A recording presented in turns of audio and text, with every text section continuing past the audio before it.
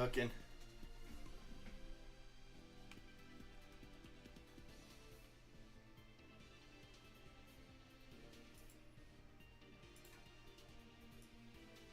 Hey Train, how's it going?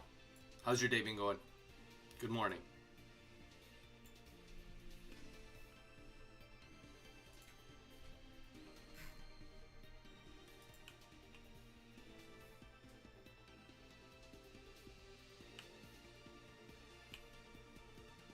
Pretty cool. I called out yesterday. Sucked at work. Oh, dude, that sucks. On a Saturday of all things, too.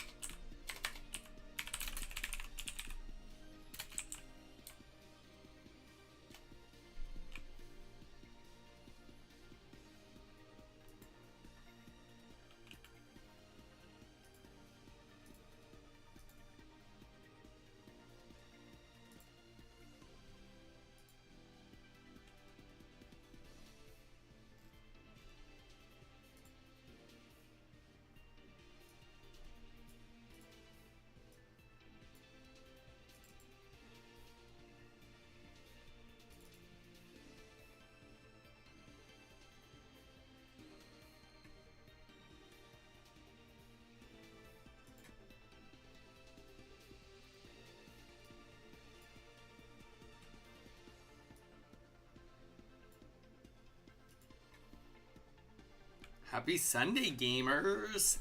Welcome in. How's it going, Mage?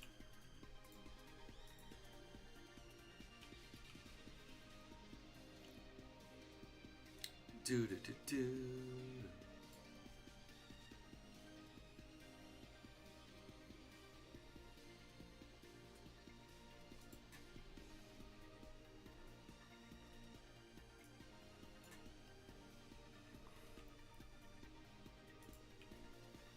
Come on, hair. Don't fail me now. I don't have time for this.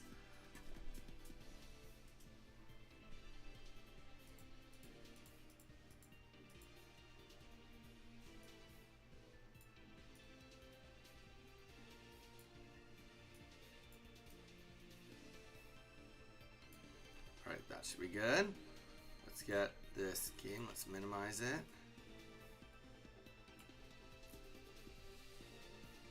Get Discord cam. Where's that at? Oh, we might actually have to make a new one for that. Stack, not right now. Sire, give me a second. I'll throw a hat on at some point, but I'm setting up right now.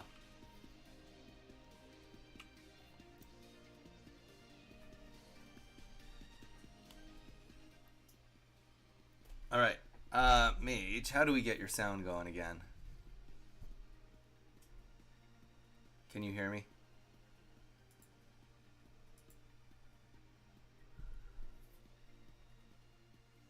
First, you unmute. All right. Seems extremely reasonable. Check. I've unmuted. Perfect. Now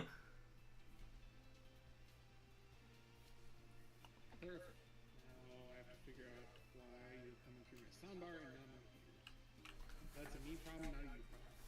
Zarek, can you hear Mage? Rolling already. We're getting ready. That lovely echo. I don't understand why we get the echo. I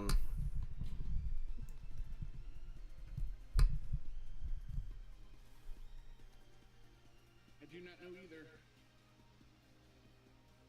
Super soft echo. Like, the only thing I could think of, but like it's really not that loud, is like if it's trying to pick up your voice through my microphone, but I mean... Yeah, I don't know. Without seeing your OBS sources, I couldn't tell you what could cause it. Because I just have you coming through my desktop audio. I don't know. I like the little echo, just Mage is quiet. A little quiet? Okay. That could be on my end, though. I'll turn it up just a couple decibels. Decibelies. I've never been told I'm quiet in my entire life, so. Sorry, we just turned it up a little bit. Let us know if that's good. Perfect. Zara, do you want to just go in the chat room and start a game, or anyone, if anyone wants to just come into the room and just start casting their screen on their phone, just so I can size this up.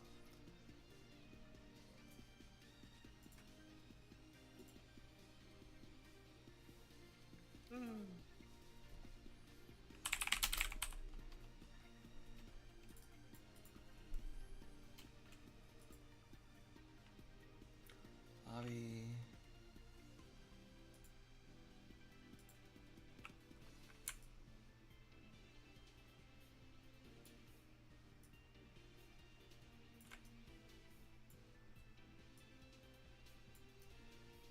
Oh, there's me on the little monitor, which I still find amazing. It just seemed like the most consistent way I could do it without like putting in lots of work. No doubt. There you go. It's like, I think our dimensions are off. Your show.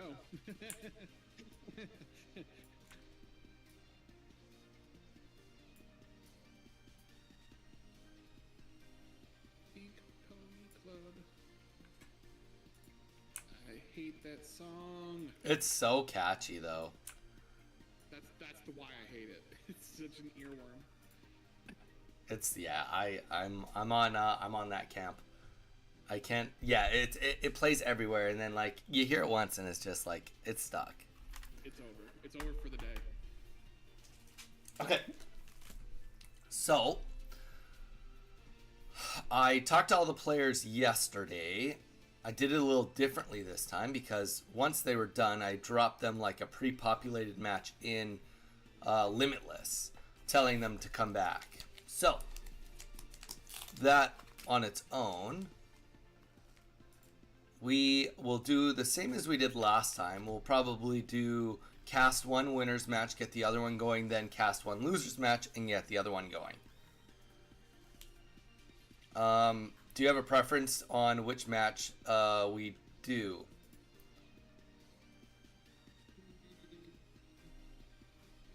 No, I have to go look at the bracket.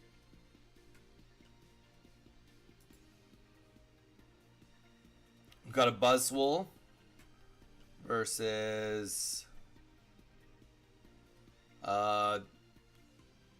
Darkrai, or sorry, Giratina, Magnezone, or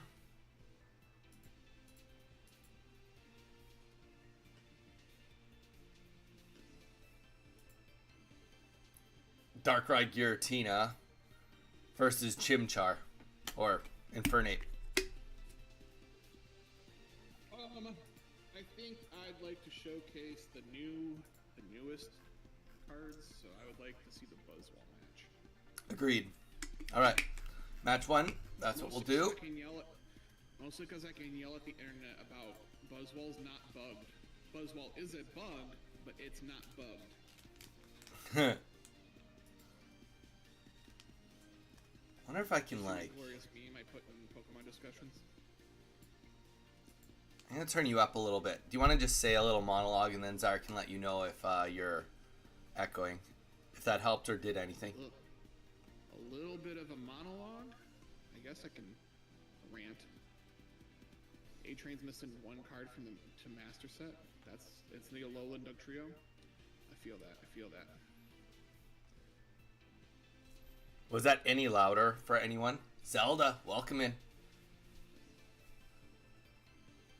I'm like almost eating my microphone too, just to try to help it out.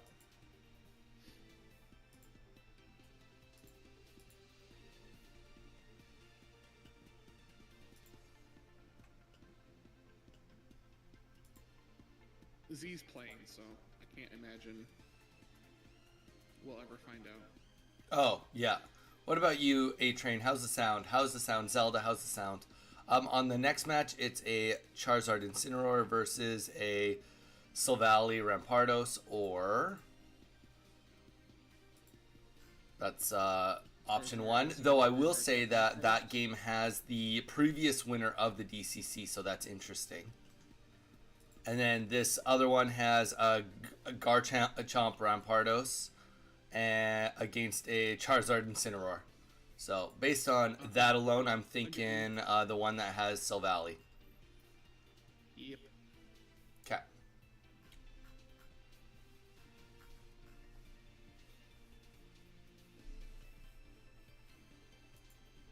I'm still soft? I hardly believe that.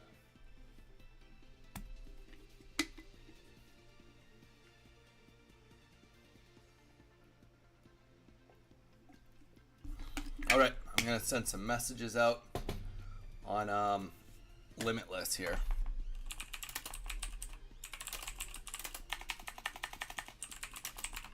Not the volume that Diamond is. That's significantly soft. Oh yeah, that's significant. Okay, that's fair. So what we can do is we can. Does it sound like I'm too loud?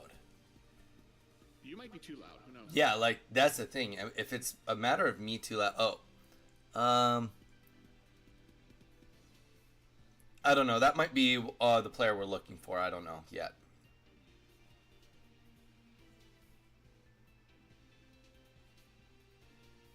It was the audio compressor making Twitch too low? That's fair. Sounds like A-Train solved their audio issues. Now can we solve the audio issues for everyone else?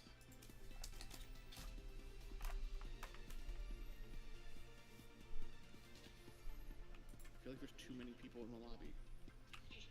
Yeah, there's definitely a lot of people coming into the lobby.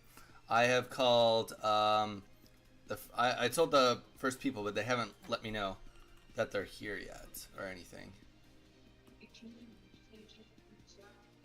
Harlan, you need to mute.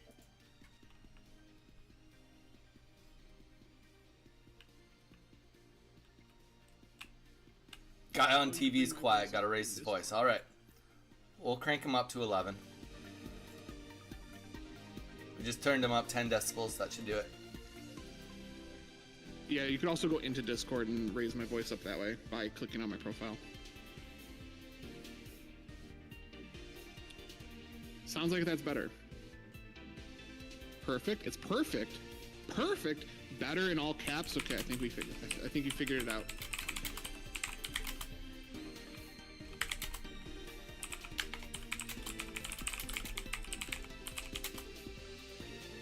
Pink Pony Club. Pink Pony Club.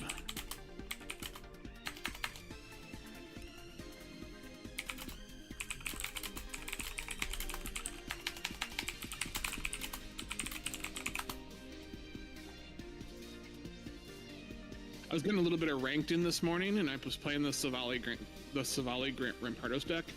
And? The deck is, it's filthy. It's so good. Yeah, I've been playing it with Mew EX, which has been fun, but it's just, it gets outpaced. Every time I fight a Rampardos one, I get outpaced fast. It just beats. I was beating grass decks. Rampardos is weak to grass. What Switches do you have? Do you mean like Nintendo Switches, or what do you specifically mean, A-Train?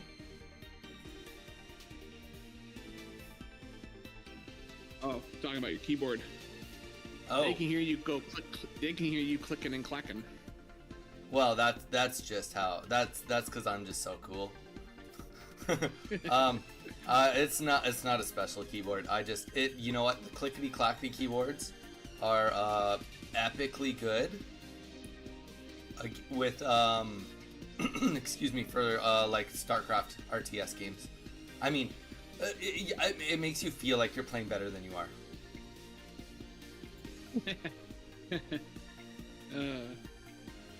Mood. Okay, I'm gonna. Good morning. Please wait until your match is called. You start.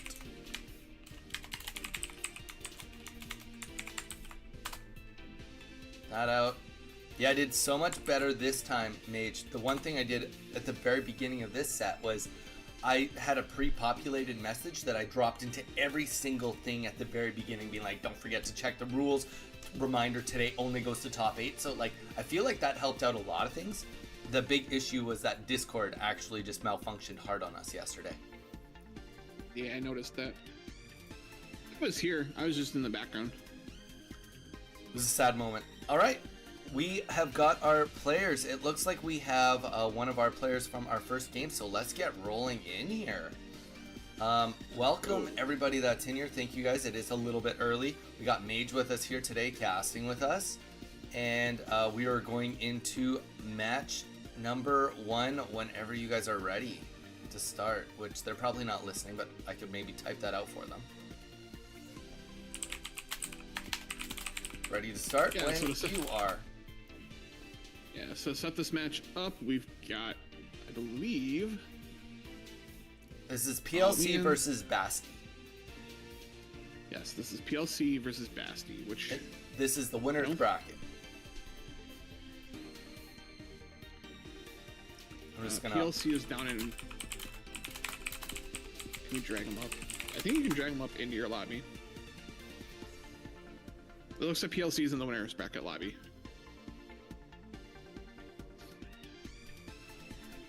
So instead of moving us, I think you can click and drag them up. Or I can do it. Heck yeah.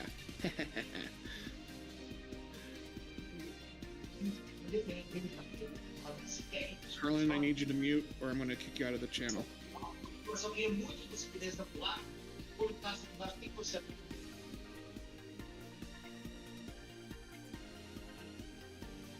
Thank you.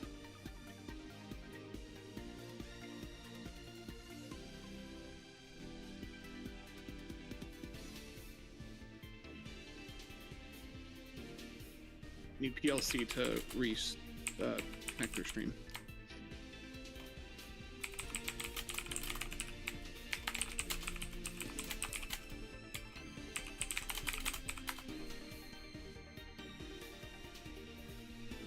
You can multi-press more keys on mechanical keyboards. That's what they say. Couldn't be me. You know, it just makes you feel good when you clickety-clackety and all of a sudden you beat a filthy Zerg player. It always feels good that way. Feel like you just really out-microed them and they didn't just Zerg rush you. Or like, I mean, and it doesn't matter because in reality you're not good enough that it actually matters. But it makes you feel like you're good enough that it mattered.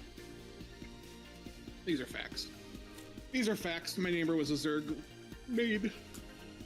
Drove me nuts.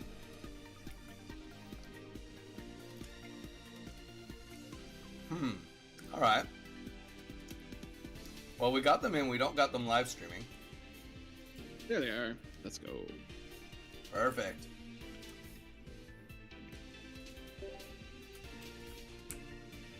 There we go. Now I'm just in the situation where all I have to do is this, which is I'm happy to just do that. Success. We got players searching. All right. Silver Wolf. I opened a 10-pack this morning with my hourglasses and felt like I've been scammed because I didn't get any shinies or god packs. Well, you must feel like you get scammed a lot if that's the case. I was gonna say, not a single god. You could also get a god pack like mine where you had 4 shinies and a full art, and it was garbage. Yep, I used all my hourglasses from the reset, and I ended up getting 2 more Meowscrata full arts, which I definitely need 7 of those.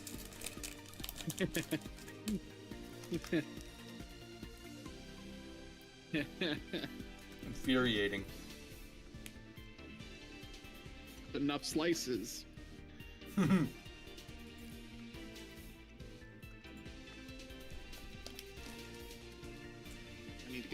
need to get YouTube's chat up too. I get to close pocket now.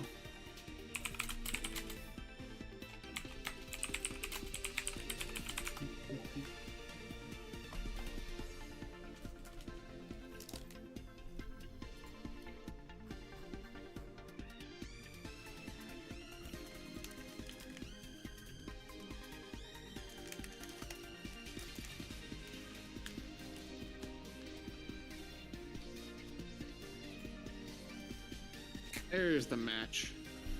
There's the matchup. Oof. Stream quality. That stream quality.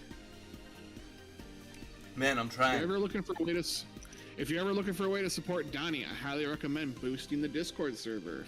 Yes. Once we get to level 2, we get a higher stream rate, so our streams can look even better. I literally, me and my wife were looking into it. I was like, hey, how do I do it? She's like, well, you have to get people to donate it. You can't just do it yourself. It doesn't work that way. I was like, what? I can't just throw money at it? Nope. Unfortunately, it's the rare instance where throwing money at something does not solve the issue. But here we are, match underway.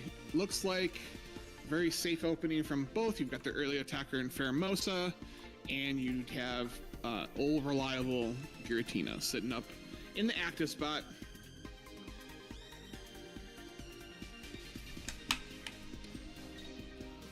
You know, the one thing that I will say is really nice compared to the DCC2 is we're not just fully littered with mirror matches for the top 8. Well, you say that now, but technically we could just see Charizards at some point in time. You know, That's true. Litter some matches for us. But last time it was But you're like, right, I'm it's not fairly as certain it was much. all mirror matches. If it really felt like it, you are absolutely right. Is Charizard the best deck right now? I don't think so. I think it's one of the options. The deck that's impressed me the most this week, or this weekend so far, is Solgaleo and Shiinotic. But I definitely like Savali. I definitely like Buzzwole. I think those are the staples. You're going to see a lot of them registered in the weeks to come. But I think the door is open. The door is open for Shiinotic decks. Solgaleo is definitely one of the best to pair off of it. But I definitely see other decks possibly coming in clutch. Yeah, it'll be interesting. Like, obviously, Silvally has got an explosive tendency to it, right? I think that the biggest benefit of it, truthfully, is how free to play it is. Like, how easy it is to get the deck off and running. And I think, come on, guys. And I think that the other side of, going back to what you're saying, is Charizard the best? I don't think it's as much the best as much as it's more like, oh, I've been playing this deck and it's still like viably competing against them, and I know the deck and I've already pulled the cards, so sometimes it just like comes into that. And I mean, it's got a pretty clear strategy that works against most of the decks. Get Charizard online and start beating it down for 150. 150 is the magic number right now. And, you know, it does it pretty consistently. So, much like Charizards of old, when we were talking about, like, 200 kills everything, we're in a spot right now where 150 is the magic number. So, being able to kind of smack that around, you know, it's going to stick around. It's going to be here for a while. Yeah. Yeah, it's a good number. It's such a good number to hit. You know, Buzzwole still gets one shot by it, right? And it's also not in a situation where anybody's like, oh, I'm gonna play a blue to make sure that Charizard doesn't one shot it. Nobody cares. Nobody cares. Nope. You're not running into enough Charizards where you're gonna add one card to deal with it.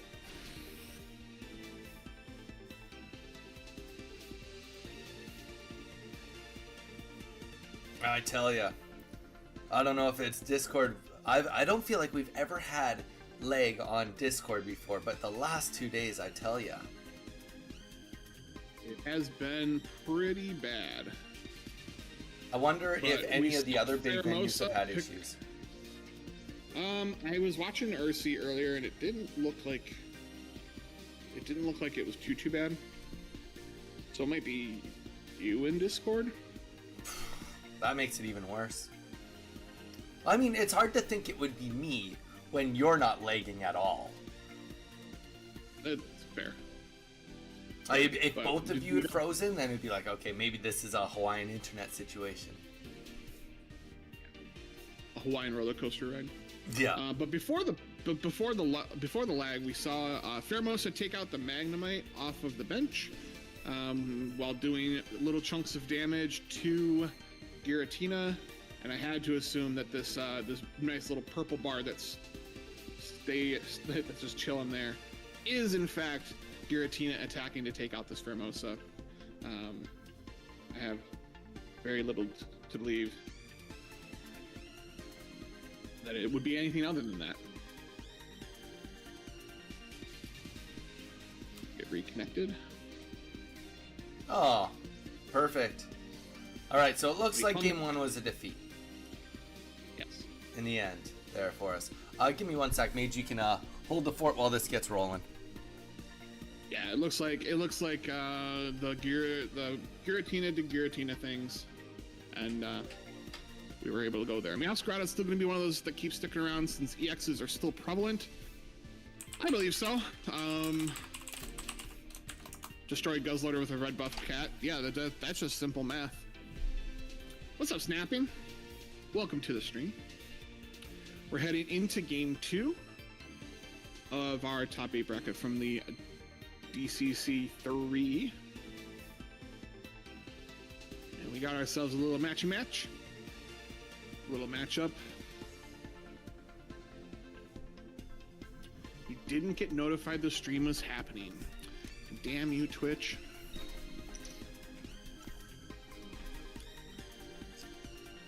Might be worth checking out with Buzzwall. I think it's too many cooks. Buzzwall really needs the cheap basics with the low energies and needs Celesteela. Oh, mouthful. All right, And that's just for doing the swapping, right? Yeah, that's for the swapping. And then you need the cheap basics.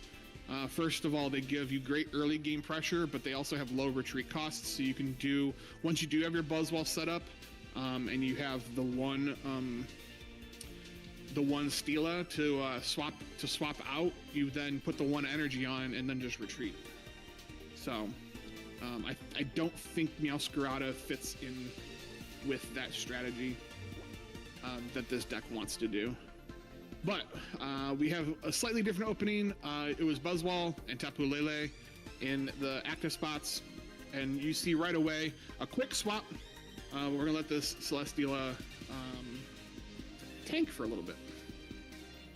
Which, I mean, everybody's fought against the Tapu. Tapu doesn't care. It just chases the energies, which is... But, you know, maybe it's in case there's a quick swap against Magnezone or anything. Though even saying that, Magnezone can't get on the board too quick because it needs to generate its own energy in this deck. It certainly does. And so we're looking at a pass, and I would venture to guess that we're going to bring this Pheromosa up and start poking the Tapu Lele off the board and start chipping away at the Magnemite.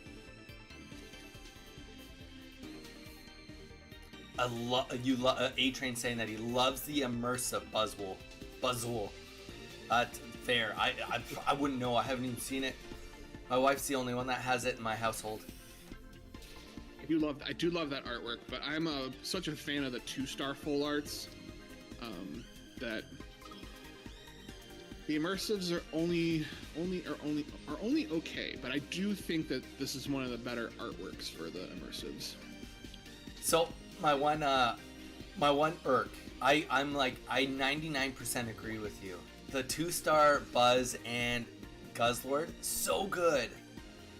Except for, like, I got the 2-star Alolan Dugtrio, and it's like, wait, they did 0 effects on it. I'm like, come on, like, it would have been such a cool thing for them to start being like, okay, the 2-star is just gonna have some funky effect on it. But like, I guess it is kind of like, oh, they do it to certain ones, but you know, I thought it would have been cool for it to be all 2 stars. Yeah. We'll get there. We'll get there. We'll get there. But I think it's a nice touch to a nice nod to the fact that they're the Ultra Beasts. Also great for just collectors. Like people, I've been running into more now than ever players that are like, I just like collecting the cards. I love opening my packs every day.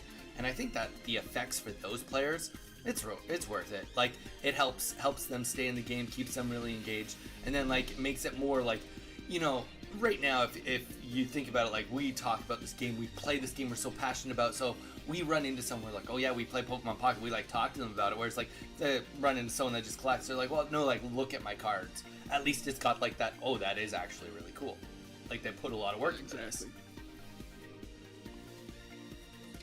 So, as Mage said, we're pretty much seeing this setup, you know, just being very light on the energies so that Tapu can't just manhandle anything. Energies being balanced, but that's exactly what he said. It's just a matter of having cheap mons that use very little energy with free swapping, and now he's just going to keep chipping away. And then he's got the, what's the trainer called that you just pull all the energies up as soon as you lose them anyway? Yeah, the, I keep calling her Luma. Yeah. You sec, guys, we'll learn all the Pokemons and all the names. She has a long name, I just keep calling her Luma, though. Shortcuts to names? That's good for me. Yeah, it's and Luma's not even like a shorthand because it's Lusamine, but like, that's what I just, you know, sometimes you just make up names. Shanker, what are we doing today? We are running the DCC3. This is our tournament that we host for you guys, and we are in the top 8 right now. Top 8. Top 8 of the winner side of the bracket right now. We got PLC versus Basti, and it is 1 win for Basti to 0 for PLC. Though this game is infinitely looking a lot better than it was last time for PLC. Yeah, it is, and what's really nice is we kind of need this Formosa to die, so we can get the Buzzwole up and running, which is going to be probably what's going to happen. Ooh, that Guzma, not necessarily relevant. Oh, good. Didn't get the attack off. Now I'm confused. It opted to put an extra energy on, which almost feels like a misclick, but... Or maybe an autoplay? Maybe they did run out of time? Yeah, I don't know on that one. I like 5 energies, like, especially too, like, this is a format, everyone, remember, where you get to look at deck lists, so this isn't a, maybe they're running Rocket Grunt, you know if they're running Rocket Grunt, so, and I don't think we've seen a Rocket Grunt from PLC at all, so... Snapping. I'm at the beach and I hope I get, or I'm swimming. I don't know if that means you're at a beach, but saying you hope you get burnt. I'm assuming you're swimming outside. Again, nice. And yes, special thank you also to Zelda doing all the back end stuff yesterday for the tournament. Keeping us together. First time, did an excellent job. So, yeah, we're seeing the Magneton very much like last game. It's just getting hammered on, and it just only has 1 energy now. And you know what? There's that where that 5th energy comes from. Obviously, a situation where they thought that they were going to have to put in Magnezone right now and start getting some work done.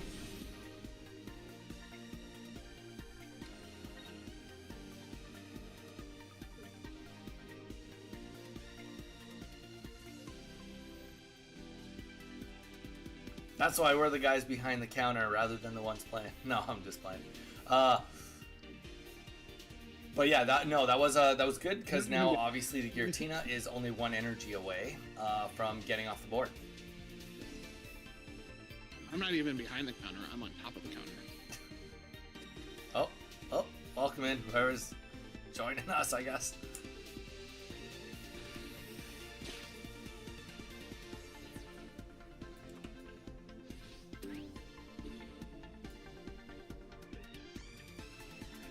We didn't do our predictions for the day, but I mean, Buzzwole I think is just, I don't know very much about the Ultra Beasts, but just based off appearances, Buzzwole's my favorite, so I want him to win, I think, today.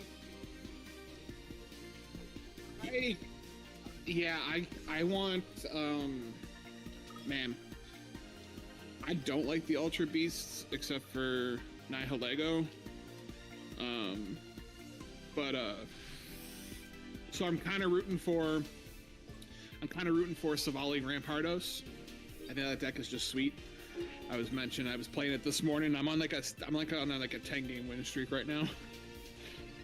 It's not close. These games have not been close. I do agree that deck is nutty. And you know what? The thing is, I do think that it makes for a really good. It might be a weird scenario where like it could be a equally good deck for ranked and for tournaments. Oh, absolutely. It's definitely a tournament staple, and it it carries its weight so smoothly through. Through the ranked. And there it is, Basti with the dub. We're headed to, or no, not Basti with the dub. A victory over Basti, so we're tied. One apiece, heading into game 3. Which honestly, that's all I can ask for. Is I just want a bunch of game 3s. Pressure on. Can you get the dub? Especially in the losers bracket game 3s. Truly a win or go home situation.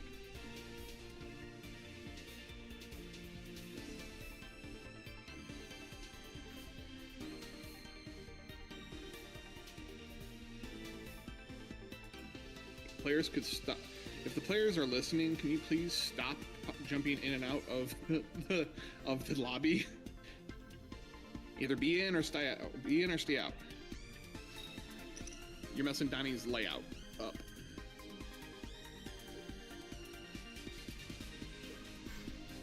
All right, so looks like at this point in time, most of our players have let us know that they're here. Yep, we are still missing just one player here in the winners bracket that is not checked in, but because of the way we're gonna go with today, it's actually, he's not holding up anything technically yet, so we're not going to DQ him. Just letting everybody know that because we've only cast one game from the winners, and then we'll do one game from the losers, and so we'll as long as he gets started in time, then we'll be fine. Get started before we're done casting the second match. I think we'll be all right. If not, then we'll give him the axe.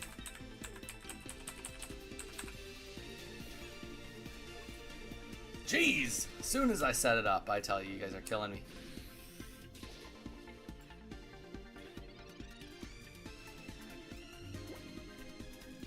I love the passion for everyone wanting to be in on the Discord to see it live.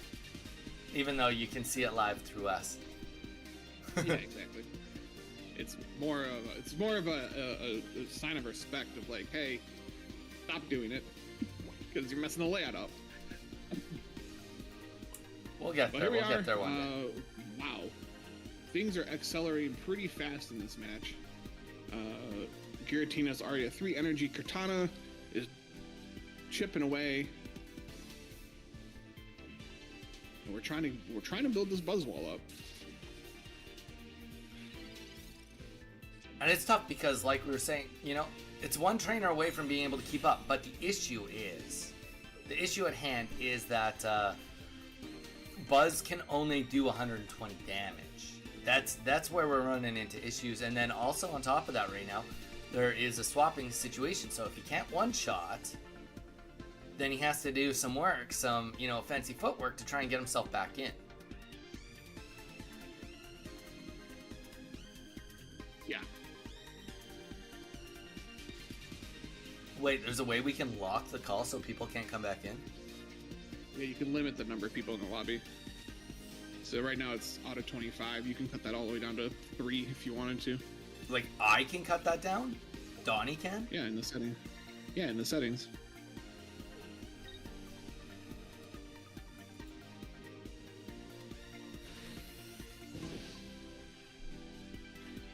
All right. Well, you know what? That might be if we have an intermission waiting for matches, figure out.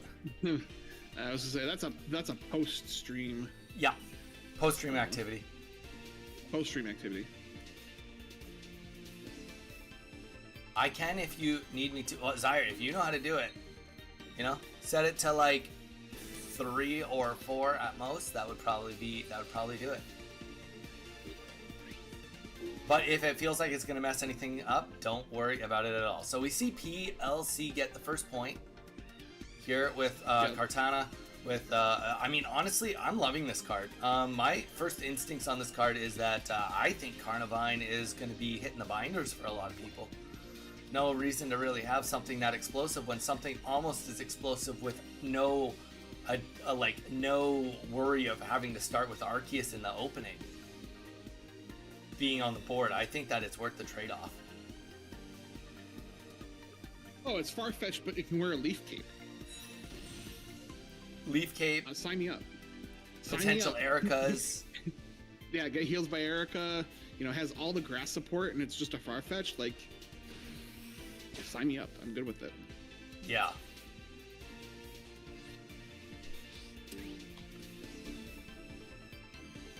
All right. So Buzz does get the energy. It will be able to have 3 energy. I mean, we get telegraphed because Pokemon has not, unfortunately, helped us with the spectator mode yet, but that beautiful top deck there.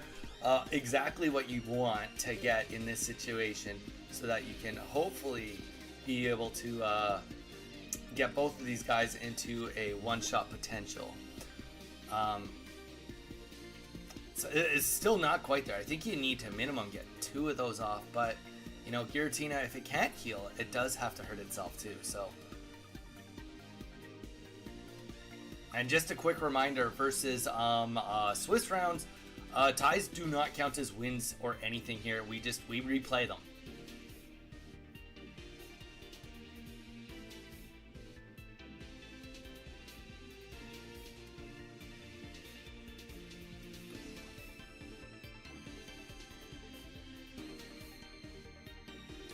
And just to bring up something we were kind of talking about the other day on stream, not that either of these decks are running repels, but I was gonna just say for a second, like, would there be a benefit to running any repels in these decks? And I think Mage made a comment, being like, it can be good when it's good, but like also if you're running against a deck that does have stage 3, stage 2, or stage 2, stage 1s in it, like the Magnezone, like, okay, right now it just wouldn't be doing anything. So the limitations on it do make it a little bit tougher to use. It certainly does.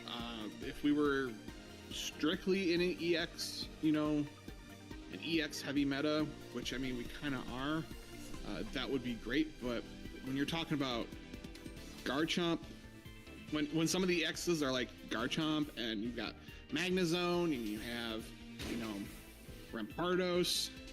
It makes it that much weaker in your deck. What does Repel do? What does the Repel do? Repel is Sabrina, but it only hits basics, and it's an item. So the trade-off of it is, since it only affects basics, you'll have the ability to chain it into other cards. You could, if you look at the situation, we got 2 Giratinas. Pretend that the Giratina with no energy came up. You played the Repel, potentially the other Giratina goes up, you chain it into whatever you want it. You chain it into into Rocket Grunt or other mons, other support cards. So there's definitely like some cool stuff that could be done with it. Kind of my joke with it is it's like, I think it'll be a cool clip card. I think it'll make for some awesome clips. But unfortunately, at this point in time, I'm not sure how good it would be. Maybe good against some like up-and-coming electric decks, because I think that I was actually really surprised with Ursi Day how many electric decks we saw today over the weekend. But I think we'll see more, maybe, hopefully. And that takes us to Game 3 already. Easy enough. GG's. Unfortunately, PLC's down but not out. They'll move on to the losers. They'll drop down into losers bracket as Bestia will move on inside the winners bracket, And we now head down into the losers bracket, in fact. Yes, we will be.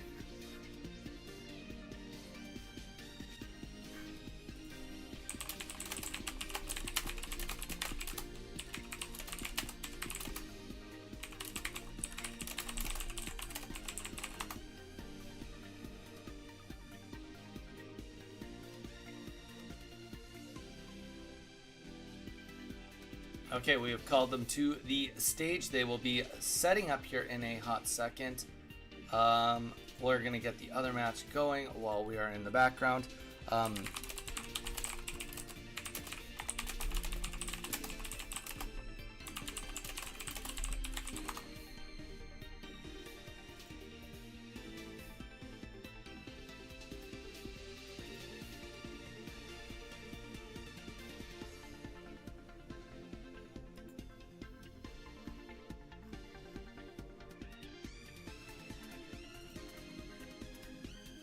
Evil's in chat on Twitch. What's going on, Evil?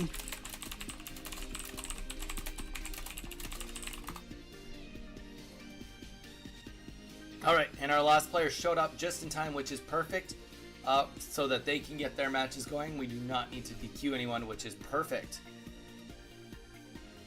Love to see it. How's it going? It's going amazing. I get to cast again on Donnie. We're doing the DCC3 top 8. We just watched Buzzwall unfortunately get knocked down. But while we're waiting for this match to match up, chat, let's talk about this for a second. Buzzwall uses Big Beat. It says, can't use Big Beat again, right? I need you all to think of that like a status. Just like confusion or poison or whatever, it's a restriction status. So, all restriction statuses get cleared when you move the Pokemon from active to the bench. The game treats it like it's a brand new Pokemon that's never seen it happen. So, all of this Buzzwall getting multiple hits in because of its amazing synergy with the other Ultra Beast. That's not a bug. Yes, Buzzwall is a bug, but that's besides the point. That's not a bug, that's not a glitch. That is a feature of the format and a feature of how the cards interact with each other. And you're like, Mage, where have we seen this before? Great question. We saw it with Leafeon back in Space Time Smackdown. You could do some cheeky things with fossils in Leafeon to get multiple hits with Leafeon in. But now we have a beautiful, beautiful power creep in the form of a fantastic Pokemon that messes with moves the Ultra Beasts around, and then you have Buzzwall who just packs a punch, as expected. So please, please, please, for the love of everything, understand that the game is not glitched, the game's not bugged. That is a feature, and that is how the rules of the cards work. The amount of comments I've seen this weekend of like, Buzzwall's only good because it's broken. It's like, it's not broken. That's how the card works. That's how the rules be. So, yes, that's my TED talk for today. Thank you for attending it. We're running into a little bit of technical difficulties with our other two players. Both of them saying they're playing on PC. I told them that they can figure it out pronto here, or else. Dun dun dun, or else. Dun dun dun. You don't want to hear the or else, what actually happens. Well, bye. We'll just, we can get Mage on the screen again. Now let be in this ethereal voice.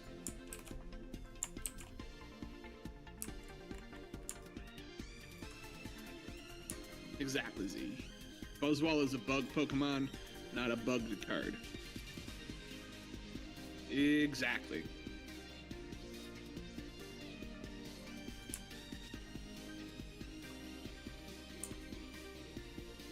Hello.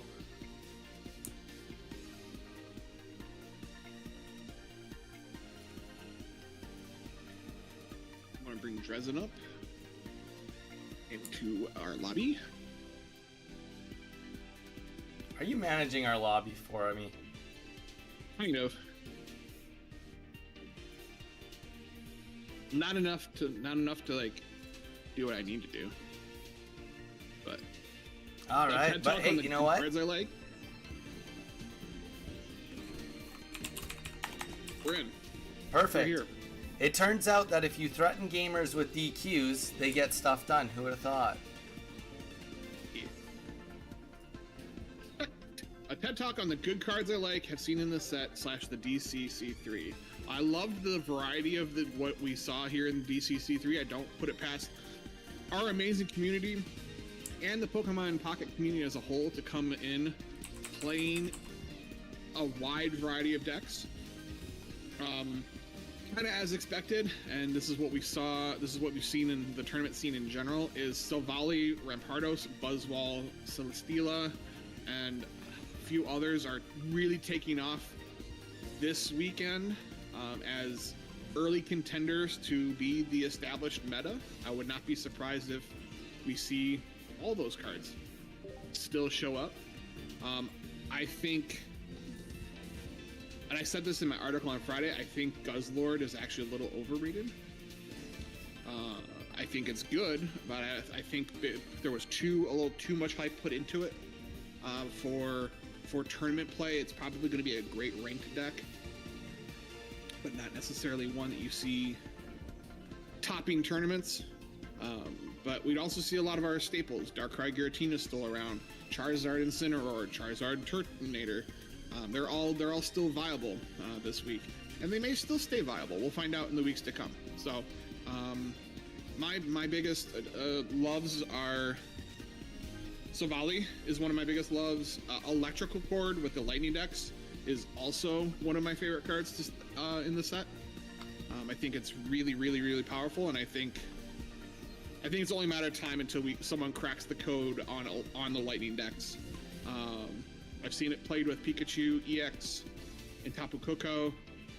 There might be something to say about Zapdos from Genetic Apex making a reappearance, but at the same time, they're all weak to, well, they're not all weak. Zapdos is weak to lightning.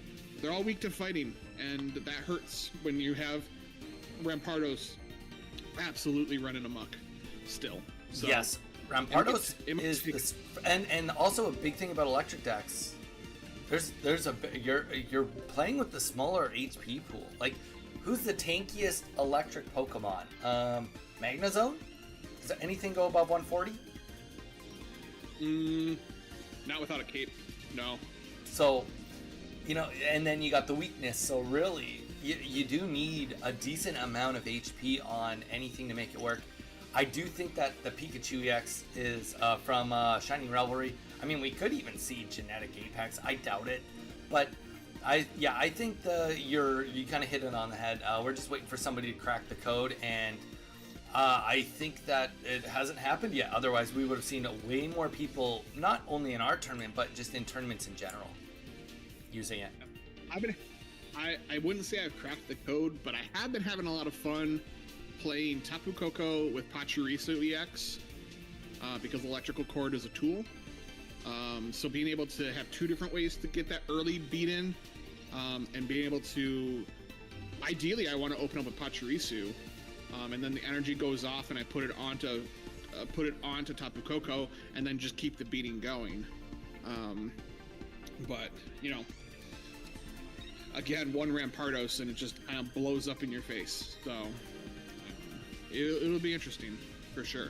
Yeah, because there's very little bench control right now with good electric decks. Nobody's going to go out of their way to play. It's too many steps to try and get Zebstrika on the board right now. Too many steps. The only one that you could do is you could look at Electabuzz. That's true. Electabuzz until Electivire could be a thing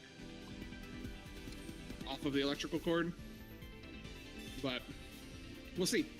Anyways, our opponents, our next match is up. It looks like it's Silvally, Rampardos, and Charizard, some other flavor.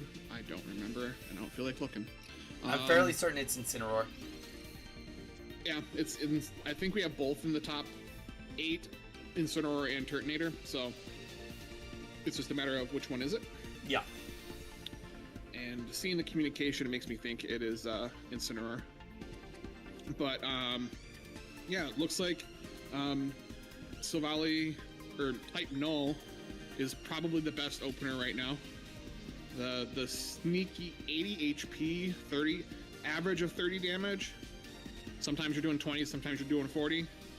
Is way above par for opening basic Pokemon. Because like you think about Farfetch'd, it's 60 HP for 40 damage, and this thing's a little chunkier. Yeah, and the only drawback is 2 retreat costs, right? But when you evolve, you lose that. Exactly. And so on the side of, I believe it's Tobias, Trainer Red as the player name, classic rare candy Charmander into Charizard Stoke. And there you just see it, Gladio grabbing the Savali from the deck because both type nulls are out, which gives it the big pump. So right away, Savali is going to come in and hammer in for 100 damage. Can't do that too many more times because like even a Lily will only bring you up to 100. Yeah, it would require to live through the next turn. It would take a Lily, a Cape, and 2 potions, and we only have 1 extra card in the hand. So this Charizard's looking like it's going to be down bad, down quick. But it's not gonna go empty-handed. It is gonna go ahead and take care of that Savali. But we bring up a Rampardos.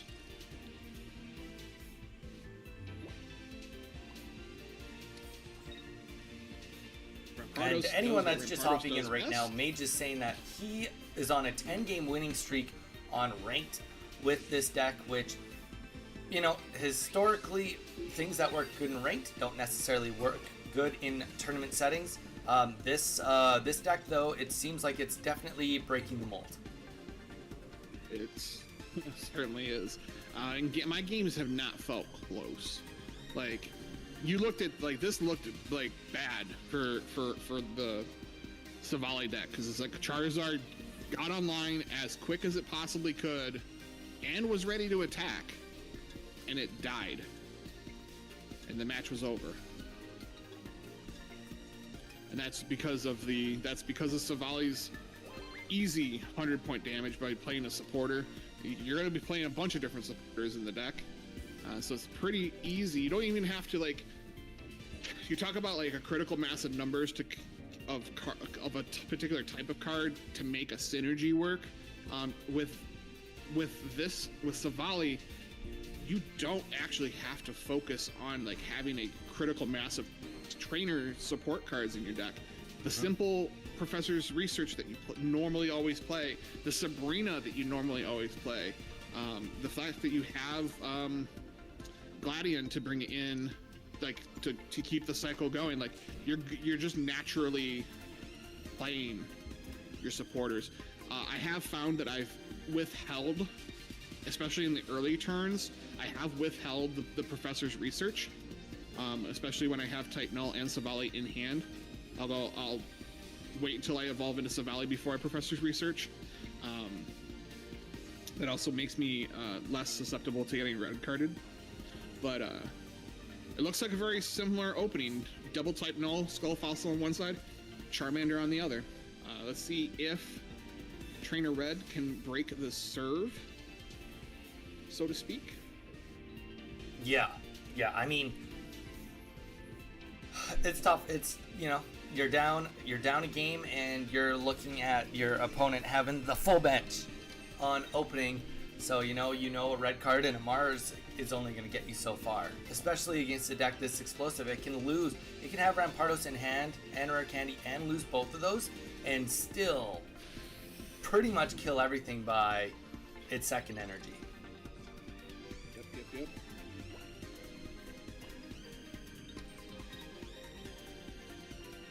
I I will say the one thing I don't like is going first with type null, because I want to evolve into Savali right now, but Savali is a 2 energy attack, and so I gotta wait.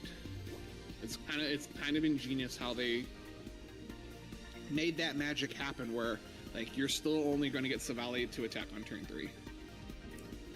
Yeah, the only card that is very blatantly going to slow this down, like the Savali altogether, is probably Sabrina's, because people are usually not hesitant to drop both on the field right away. And you know, let's pretend in this scenario, you know, that you're never going to put the fossil up, right? Let's get that out of the way. You know, if it goes down, okay, you're going to put up the other type null. It's got a double retreat cost, but you have 1 evolution in hand. But if you put it on and the energy, then you're just kind of, you get 1 turn of like exactly nothing, no matter what, pretty much, unless someone's running Leafs, but I'm not sure how many people are running Leafs with this. But I would say that we might see more Sabrinas come out of the woodworks. I would almost expect it. Or, I mean, it is a basic, the repel. Yeah. Like, as long as you can get it off right away, before the first evolution happens. Yeah. Exactly. But down went the Charmeleon, and Charmander's here. We need to see Rare Candy. Rare Candy Charizard, otherwise this match is going to be very over very quickly. I would just put the fossil up. I think so, yeah. But, you know what? Maybe he's got a plan, and if you get the evolution, your energy, you swap it, and you've already got the support potentially already played, depending on what's in your hand, I don't know. I mean, but yeah, I think that the fossil would have been like a super simple way to do it. Well, what? I have a feeling our trainer knew exactly what was going to happen, and that is, you know, Rampardos is here. Although I would have won the match if I put the fossil up. Yeah. Just saying. Well, you know, the nerves are in the way, and you know, the one thing that's like definitely a bonus for everything for Dresden right now, is even though the rare candy goes down, this Charmander specifically eats the energies. So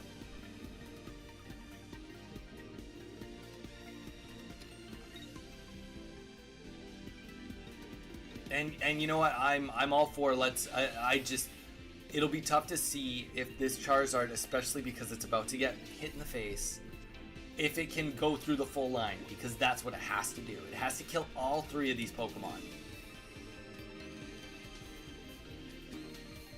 And it's going to immediately take 100 from this Savali on the back, or we evolve. And it's going to take 100 from this Savali. Yeah. I mean, I think it was looking grim before the evolution hit, but I think with the evolution, I can't think of a way you'd get out of this. You'd have to have like 8 lilies. If you had 8 lilies, we'd have a different discussion. We'd have to have a different discussion.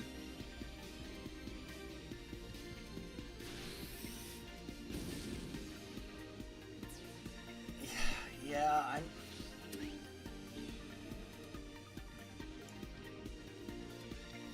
Yeah, no. It's tough, you know, and it's also tough too. We've seen so many decks get paired with Greninja, and it's just never gonna happen with a fire deck. It's just not. The synergy is like realistically not there. Yeah, it's not. But it would be interesting to see another typing get an ability like a Water Sugar King. Seems like Water has so many tools, and then you know you look at some of these others, and you're like, okay, like you know you've got like it's very clear that fire decks get the generation, right? You've got Stoke, you've got Inferno Dance, but you know as we get more sets, at some point in time we're gonna finally get something that's like, oh, it does 10 damage to something. It's like, oh, then Cyrus is back on the table.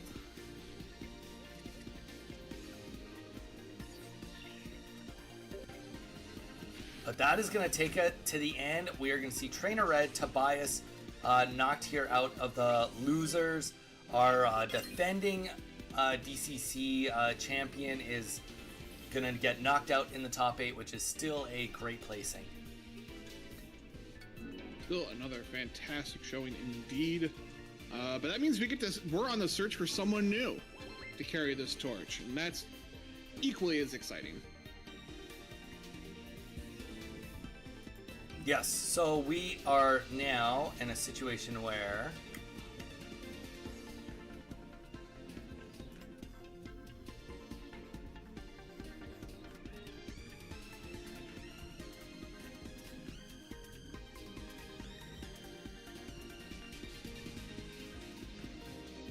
all right, well, let's get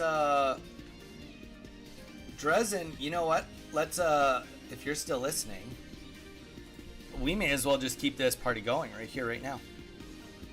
Let's have this match stream next. Take a few minutes if you need it.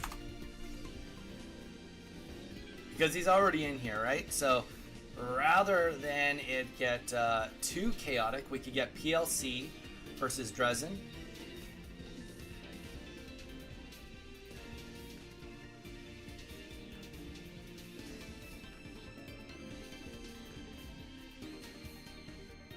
I would love to know how, if you had 8 lilies, but still, we could do the math one day. We'll do it on stream. We'll figure out how we could have lived through that with 8 lilies in hand. Oh, yeah, stream ends, but that's okay. He's going to come right back in. Hello.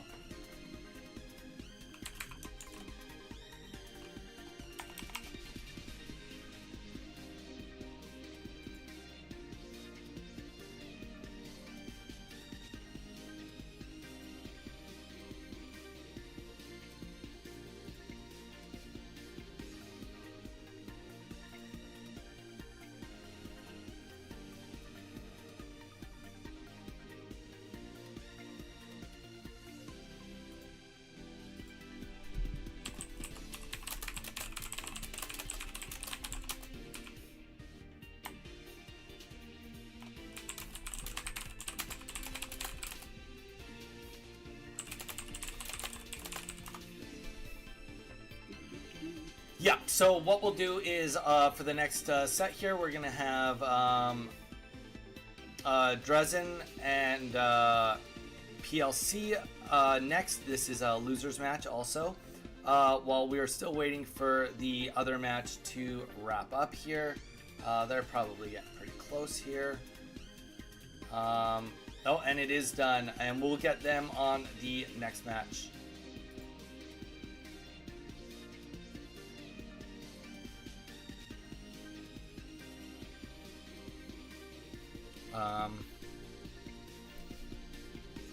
And then we'll hop back to winners. We're holding everyone, right? Sorry, what was that? So at this point in time, we're showcasing everyone, right? Yeah. We're on one game at a time, one match at a time. Perfect, perfect.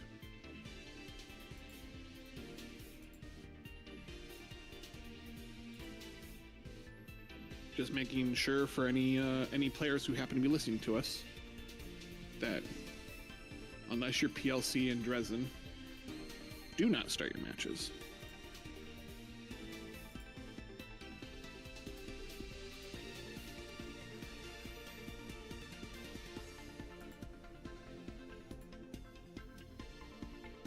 Perfect. They're coming on in just a moment here, and we will get into the next one. If anybody has any questions that they would like for in regards to the DCC, in regards to tournament formats altogether, maybe how the new set is, our opinions on anything, please feel free to throw those in either the chats. You can get both of our opinions on it, or you'll just hear me say, "That's a good question, Mage. You take that from here," and then it will get answered properly. I'll take any questions. Oh, a secret hidden question. How come Gyarados didn't get a buff? That's a great question. How come Gyarados didn't get a buff? Because it doesn't need one. Magikarp needs the buff. Sorry, it's just Magikarp that needs a buff right now. And Magikarp will never get a buff because Magikarp is meant to be sad and pathetic. Well, that just hurts. That hurts. That's the nature. That's the nature of the beast, Donnie. Can't help you. I know. Maybe just like a leaf cape for water, but like it gives like 60 HP to a basic. Yes, but then you can only play splash. It does nothing. Yeah, gives 60 HP to a basic, but does 0 damage. Ooh. I mean, okay, like obviously no, it will never happen, but like, yeah, it's... and the reason it would never happen is because people would be like, sweet, I'm just gonna use a Lapras tank that literally will get me all the time I need to get anything else set up. We just need a melodic wall card. Yeah, poor old Phoebus. Here we go. This is what I wanted the finals to be. And we're getting it early, which means this is one of these people are not making it to the finals. That is true. And then it's Buzzwall versus Savali Rampardos. And we saw both these decks. These two are the cameras from the previous 2 matches that we've played today. So we kind of have seen what both decks do. But if you're unfamiliar, the Buzzwall player, it's really simple. Step 1, get Buzzwall into play. Step 2, put energy on Buzzwall. Step 3, have Celesteela out there to be able to do the Swapperoo with the other Ultra Beasts so that you can hit with the big beat punch over and over and over again. Now, what's nice about this deck is it plays some of the smaller Ultra Beasts in Formosa and Kartana, not only to provide early game pressure, as you're about to see right now with a quick 20 damage to both type nulls, but also they have low retreat costs, so you can do when you don't have 2 of the switchers, you can actually just swap into one of the smaller Ultra Beasts, put an energy on it, and retreat. And from Dresden's side, we see a Mars, or kind of try to disrupt the engine, and unfortunately, it's going to freeze up on this Leaf Cape. Nope, it's trying though. Oh, it's chugging along. Formosa Pokeball Leaf Cape back to the other side of the thing. Back to our turn. Kartana's going to come out. So now you have like the full kind of setup here. You can poke away at the bench and the active with Formosa. You can just crack in with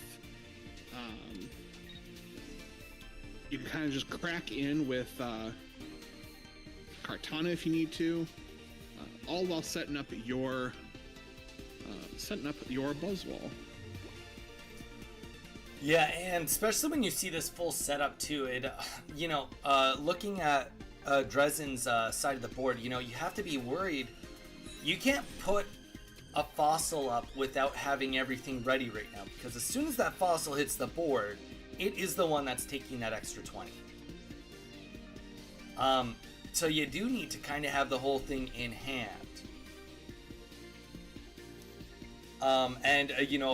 Mage, you might know this a little better than I do, but the Rampardos deck, under normal circumstances, you're only running 1 Rampardos and one fossil, correct?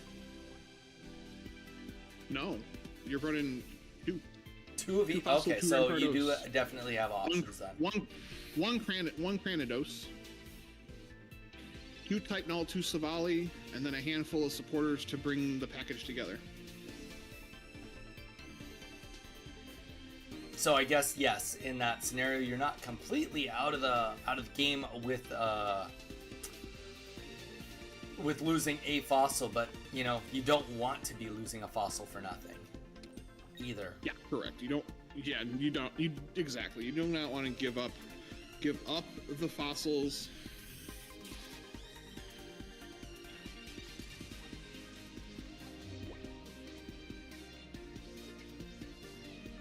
But it happens. I mean, if it happens, it's not the end of the world. It's not like you're locked out.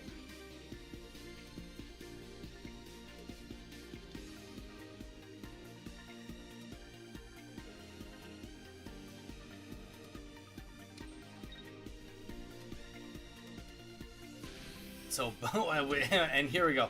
My question came too soon because now we are seeing all the fossils on the board. Just a little bit. And here we go, Buzzwole on the board. It will get, obviously, the next energy here. I can't imagine that he would do a swap here. I think you just want to start, you want to start taking points, getting kills.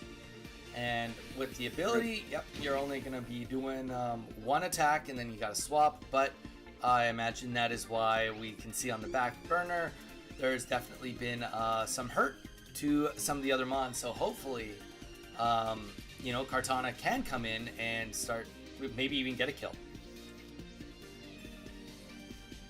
Yeah, Kartana could come in and get a kill. If I am on Dresden's side, I'm looking for the Cyrus potentially to get this Celesteela off of the table, thus making the switcheroos that much harder. But my consolation prize is 100 damage to Buzzwole, which is not that bad of a consolation prize. No, not at all.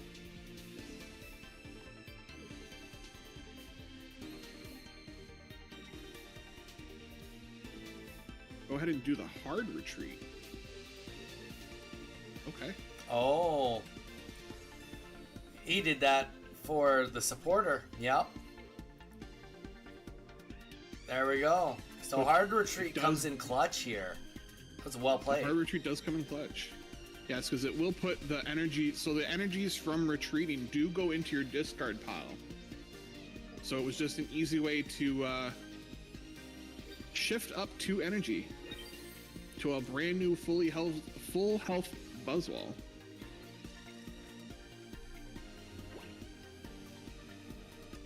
And now my back's up against the wall if I'm the Rampardos deck. I need Cyrus, and I need Cyrus bad.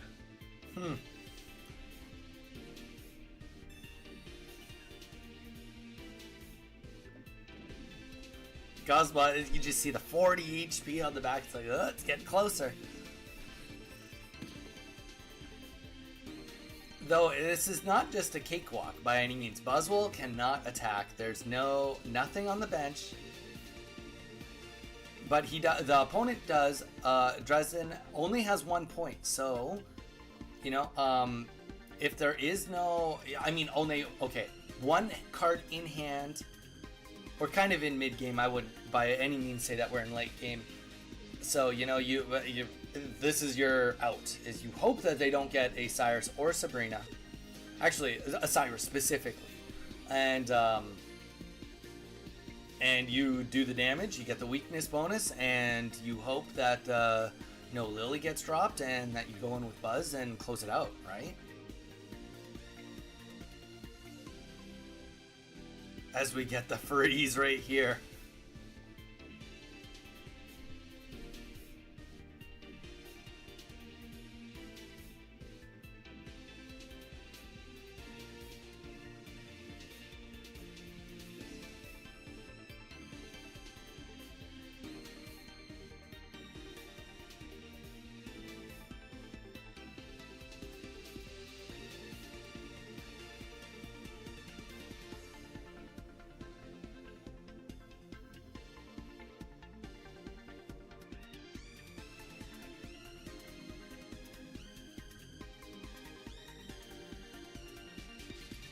Did something just happen that I missed?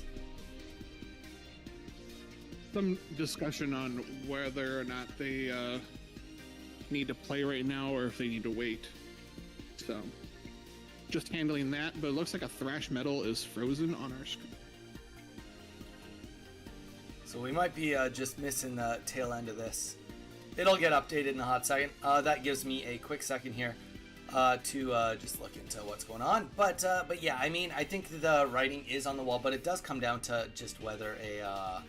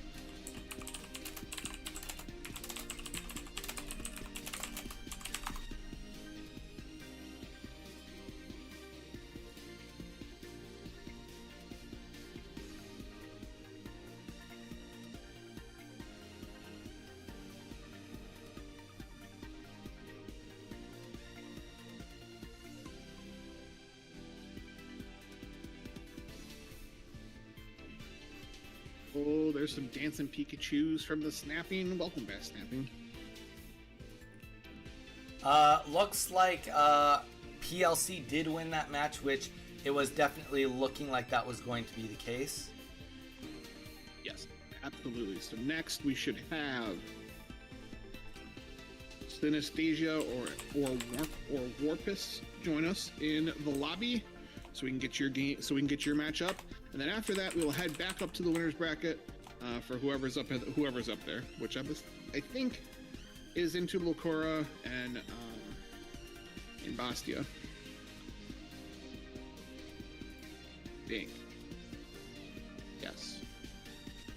We did get a little bit of insider, and you know what? It's in a sense cool, but it is giving us a little bit of why we are getting a little bit of feedback issues here.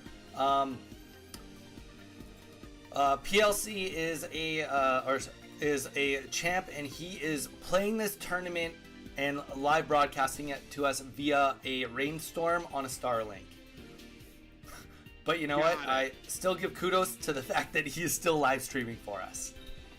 My hero. And PLC is that was only game one, so here we are going into the second game. Now, how bad is a Buzzwole opening? It's not the end of the world. It really depends on what your setup is going to be. So seeing just this, if I'm gonna need a draw, because if I pull the Celestiala, I don't know. Words are tough today. I can immediately use the ability and tank with it. So it's the grabbing of, you know, Pheromosa or Kartana or something along those lines, which we are getting a little sneak peek as that's what's being drawn right now. That makes it a little harder because I don't have the way to get Buzzwole out of the active. But you know, it's possible. I mean, like this is probably the rough start, if you will. It's not the end of the world if it is starts off in the active spot, but this is where things get questionable. Yeah, it kind of seems that way. And like you said, if they can pull the other Ultra Beast that can do the swapping, then you know, every turn that goes by that it's not there, it's kind of like having a Manaphy with nothing else on the board, except at least this one can attack if you can get enough energies on it. But you really don't want to be using a Buzzwole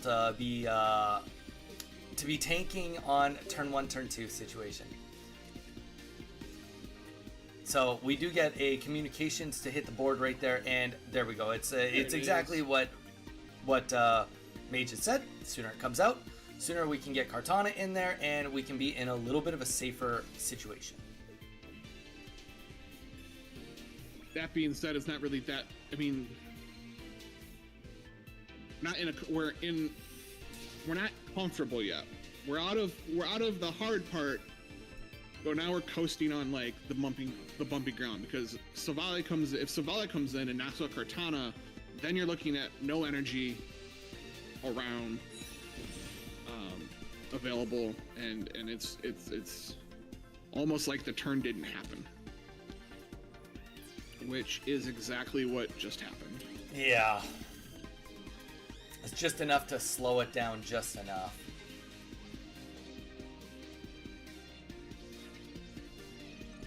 Oh, come on, Starlink. Hold it together.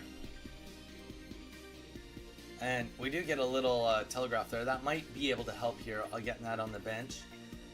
You know, you have the free swapping. You say, okay, well, maybe it just stays here and takes a beating for a turn. Exactly one turn, not any more than that. Lusamine comes out, grabs the energies from the discard pile, which there were two. I thought there was only one, but apparently there were two. We love to see that, because that means we get to go big beaten and get the Savali off the board. Yeah, that's definitely a situation of like having a poor start, coming right back, bouncing back, and it's just really showing maybe a little bit of the power creep, so to speak, but at the same time, it's just showing the maneuverability of this deck. You know, on the old Darkrai Giratina decks, you know, if you were forced to start with one or the other, you kind of, your game plan was like, it just changes by maybe 10%, right? Whereas in this, or maybe 20%, whereas this, it really didn't feel like it missed too much. You know, yeah, No, it got a big hit here, but if they're not running Cyrus or they don't have Cyrus, then it matters a lot less. Indeed. Welcome in, everybody. Yeah. Rampardos does best. It ran its big old head into Buzzwall. We're going to see a little swap-a-roo. And this Buzzwall deck, this is a thinking trainer's deck. If you're looking for a deck that's just like attach energy and go, this is not it, because you have to do some pretty sneaky tricks to get your energies where you want them. In the sense that, like, you do the hard retreat so you can put the energy in the discard pile so that Lusamine can actually have two energies to activate things, and you know what you're swapping with so that you can get Buzzwall to do big beat a couple times. It's you got to do a lot of thinking on the fly. The fly being Buzzwall, because yes. It's a bug. And you know, it's a lot of thinking. It's resource management at its finest. And I was just going to say, before we even saw the Guzma go down, you're still in a situation where, you know, if you're going to take 130 damage there, you've got two Buzz that are almost one-shottable by anything. But instead, Guz comes down, and that is going to take this game to a tie. Take this match to a tie. We're going to head to Game 3.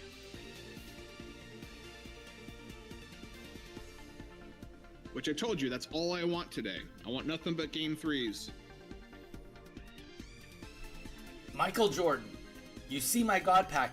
No, we did. I have not seen your God Pack. We've been here on the DCC, which you signed up for, and then you didn't show up yesterday morning. I don't forget these things, Dark Crow. That Guzma play with the hearts. Dark Crow, I saw the God Pack, and I'm jealous because your God Pack, like I said, I opened up a God Pack, and it did not feel like a God Pack. I would have rather had regular cards. So we're on to Game 3. Very, very, very normal openings. Fairmosa on the side of PLC. I remember. I think on the side of Dresden. Go ahead. No, you know what? I was just gonna say. I think the worst God Pack I've seen, and I can't fully remember it. It was. I think it. The only 4 cards I remember. It was from Mythical Island, and it was 3 Dedenes, and 1 I think Leaf, and I can't remember the last one, but it wasn't a crown or anything. It was a pretty underwhelming. Cause like, I mean, Dedenne is a cool card back, but I mean, if you weren't running electric, that's like no shot. I would have taken that pack over the pack that I got yesterday. No, you just got to look at it as a sign. You got to make Arcanine work. I would have taken those 4 cards. I would have taken those 4 cards. You could give me a 4-card pack. I would have taken those 4 cards over 2 shiny Growlithe, a shiny Arcanine EX, shiny Frogadier, and a full art Formosa. Talk about bad beats. What's not a bad beat is this Formosa is going to be able to do a little bit of work. Yes, he is. I mean, 1 energy to do 40 damage between 2 Pokemon is pretty substantial. It adds up quick. It's almost like it's almost like the Pokemon's poisoned, because you're taking like, if you go back and forth, yeah, you're doing 10 each time, but you're also then hitting something on the bench. So it's like your bench Pokemon is also poisoned. Well, we're in such a state of the game right now where it's like nobody's just unless you get that Charizard up and they just don't get set up at all, like, well, you're very rarely gonna win the game with 1 Pokemon. It's just not happening a lot right now. So, this idea that you are chipping away at whatever's coming in next makes it so that you can put in a Kartana and just get kills. You don't need to put in a big monster to get it. And literally, as I say that, we see Kartana hit the bench.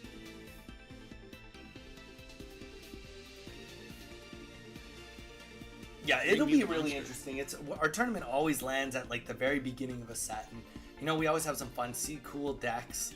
But it will be interesting, as per any set, a week, 2 from now, to just really see what levels out, what people are able to put together. I mean, I feel like the Greninja, Tapu, Giratina deck, it felt like it came kind of late, a couple weeks in. So we'll see some cool stuff pop up, definitely in the next week or 2. Yeah, I'd be interested in seeing like Savali Giratina, which sounds counterintuitive because you want to be attacking with Savali, which means you're not putting energy on Giratina. But I think Giratina just hits so hard that when you're stalling, like if you can't get to Savali, like there's a good payout. There's a good payout to put some energy on the Giratina. I mean, Giratina just hits so hard in its own sense. And sometimes when you're bricked with it, it's like, okay, fine, 2 energies on it right away. Like, it's not really that bad of a situation. No, exactly. But Savali, I think Savali's here to stay. Is Rampardos its best dance partner? Only time will tell. I really like the deck. I think it's really strong. But maybe there is a better combination. Yeah, Amistar and Misty. All of a sudden yeah, right? You can't attack anymore. I'm just gonna beat you down too. If it wasn't 3 energy and it was an ability, or if it was 3 energy and an ability, then I'd be obviously an ability. That would be the strongest ability in the game. But I don't know. I might play around with that. I might literally play around with that because it's basically the same deck. But then you have Misty as a supporter, which turns on Savali. See, and that's the thing. We always say that 50% of the time. Well, you always say 50% of the time, Misty does nothing. But in this scenario, that's 100% of the time it does something, because it's either going to put energy down, or it's going to pump up my Savali. Exactly. It's actually more like 75. It's probably more like 75% of the time. Because what if I don't have Savali out, and I flip tails? Also then I really true. Still did nothing. So we got the Buzz getting a win here. Yep, Buzz gets to move on. Savali Rampardos gets to take a seat on the bench. Come back again next week. Try again. But all in all, still 2 very fun decks. This is what I wanted my finals to be. So I'm glad I got to see it, at some point. The matchup was able to give it to us. But hello, everyone. Hi, Weeza. Welcome in, welcome in.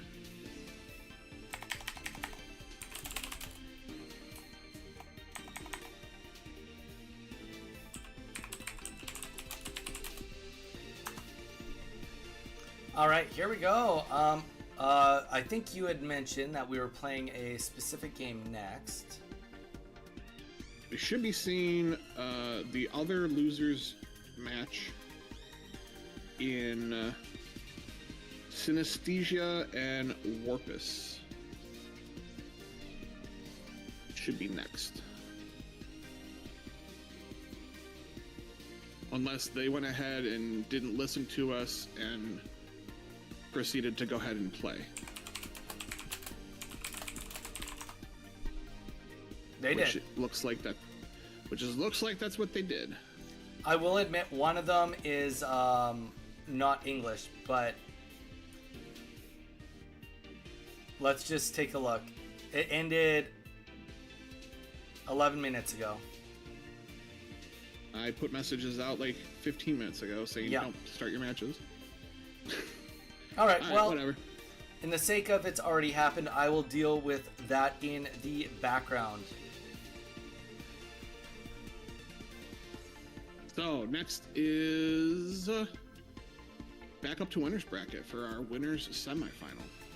Yep. Or winners upper finals. Let me just make sure that this next match does not start. Yes.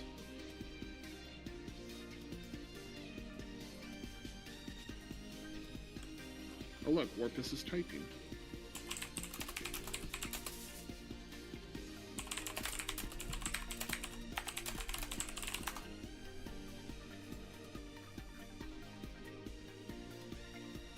All right. Yep. Back up to winners. Back up to winners, which is Bastia and into the Lacora, who is in our chat right now.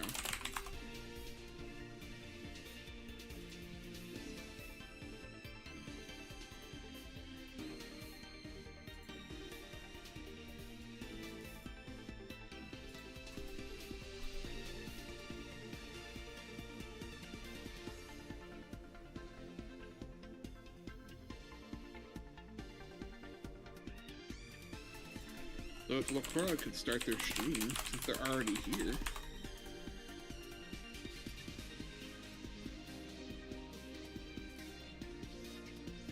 Alright, so they have been told their match is coming. We're just waiting for our players to get back to us. Usually it's a little tougher for the winners just because, oh, and you know what? They're on top of it. Well, Lacora is in the chat with us, or in our lobby with us. Lacora, if you could do yourself a favor and deafen here in the Discord, just so you don't get any... So that way we know you can't hear us talking.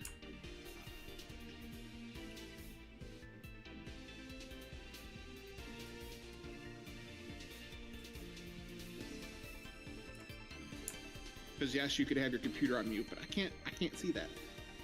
So if you do us a solid and go ahead and deafen yourself.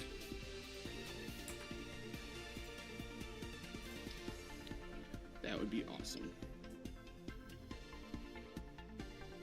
Just keeping the integrity. No, good call. Good call.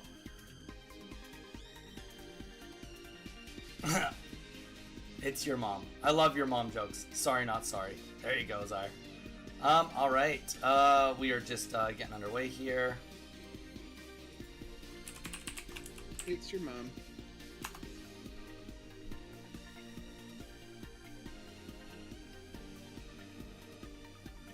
Get a real job, robot. I get to see that in person.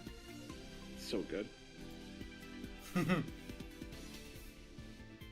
This is his real job. It's the easiest way for him to communicate to thousands of people that he has a service.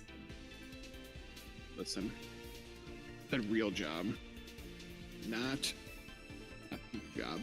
Yeah, let's get them working at McDonald's. Honestly, they got to put in the work. We put in the work. They tell us we need to get work experience. Why do they get to go right to scamming? You know, that just doesn't sound right.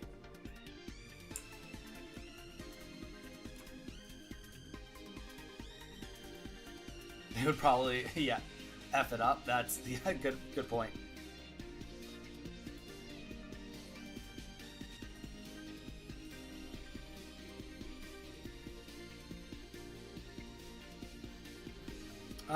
Do we have Basti on Discord, do you know? Yes, Basti has been hanging out. All right, we are waiting. It looks like we're ready to rock. Still need Locura to deafen, but there we go, perfect. My hero.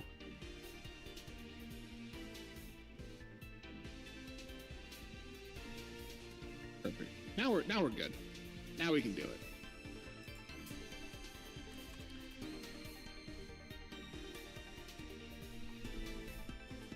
I'm excited to see what the reasoning was for why the last match went off.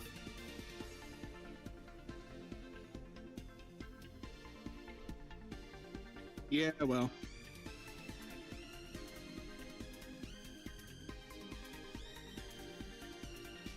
Dresden, just a little fun fact, ended up coming in third place in our March. Was that our DCC1?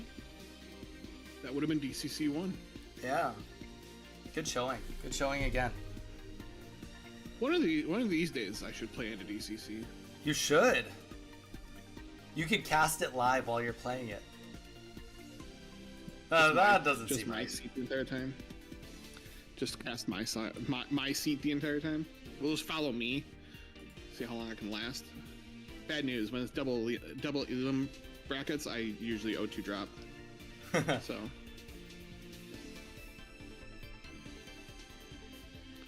But this upper finals, the winner is going to move on to the grand finals, where they will have the advantage of only needing to beat the loser once to take it down. Where the loser will head down to bracket just like it always happens. But we have ourselves a pretty fun matchup. If you're into this sort of thing, this is the matchup from last season. We got Darkrai Giratina versus Giratina Magnezone. So it's like as if it is from last season. It's as if it was from last season. These players did not get the memo that there is a brand new set out, or they did get the memo and they just ignored it. And we're getting a little sneak peek of the deck from on our stream as they scroll through it. A lot of the classics. I would not be surprised if we saw, if the Poison Barbs saw the Ultra Beast joining. And I could tell you right now, there is one. I'm gonna quickly fill my water up real quick before this gets rolling. We're still waiting for Basti to say anything. He has not said anything in the Limitless since we said that we're ready. So yeah, obviously just start, but I'll be back in about 30 seconds. Maybe Zelda's like, maybe they didn't get the cards from this set. I mean, they could also have decided that this was just what they wanted to play. I love it. I love that this deck is still good. This was my favorite deck. Yes, chat. I'm a Dark Tina lover. This is my favorite deck to play. I don't have it built right now because I don't need that Judgment Z. I see you with the ew over on Twitch. I love Dark Tina. I love what the deck does. And I love the idea of throwing Poison Barbs in instead of tell us how you really feel. I'm in love with the Coco. No, I'm not. I just love the addition of swapping out the Poison Barbs for Nihilego, or like to be able to activate that poison. Because if you've got that Ultra Beast chilling on your bench, it burns through the Pokemon pretty fast. If they don't have a quick way to deal with it, Snapping is ruining her jewelry. Snapping, why would you ruin your jewelry?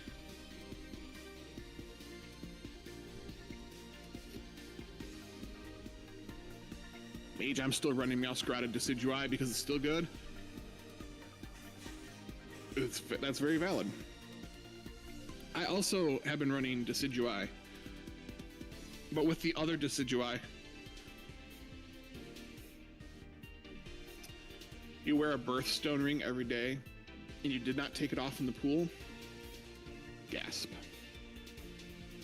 All right, here we are doing a little search. Maybe Basty's here. If we don't get the pairing up there, we don't get this pairing up.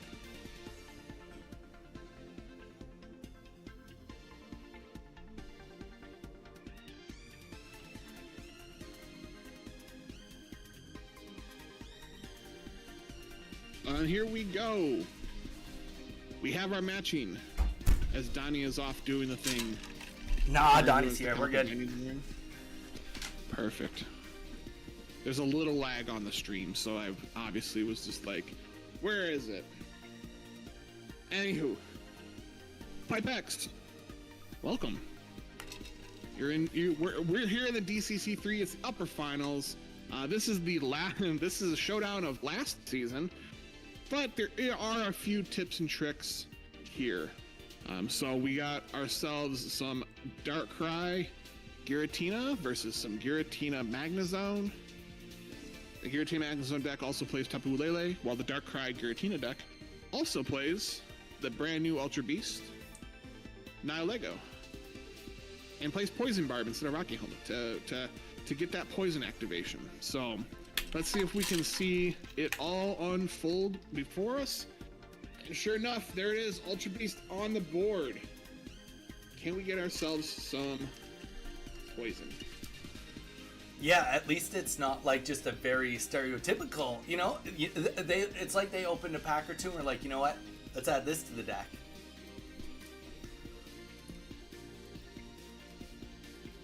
So let's real quick get a resize here.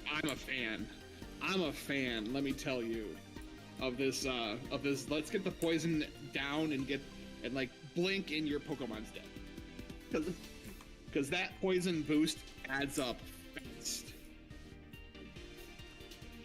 Yeah, it does. I think a lot of people were like, oh, are people actually going to even be able to get the double stacked poison? It's like, absolutely they will. Like, people are going to make it work. I will say I've run into Toxicroak twice on ranked. People are trying. They will try.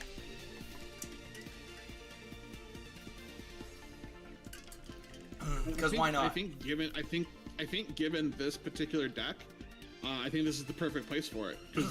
Because it just hides out on the bench. It doesn't need to do anything. Giratina and Darkrai do all the heavy lifting. It also puts a situation on the board too that if you do need to sack a Pokemon, you don't necessarily need to sack an EX. Exactly. So it can be the jellyfish fodder. Pet and pending. Zelda over on YouTube. Oh yeah, Mage, I pulled my very first gold crown with the jelly. I'm super jelly because I want that. This is my favorite Ultra Beast, and it has my favorite ability on it, which is boosting poison. Arceus is my least favorite card in the game. You know what? Yeah, he was cool for a hot second because it linked a lot of things, but you know, the game got so one-dimensional, like you couldn't do anything. You couldn't run anything fun. No, I wanted to poison. I want to burn things. And you know, there's a good argument to be made that Rampardos is only a thing because of Arceus. Yeah, that's fair. And I say that in a negative way.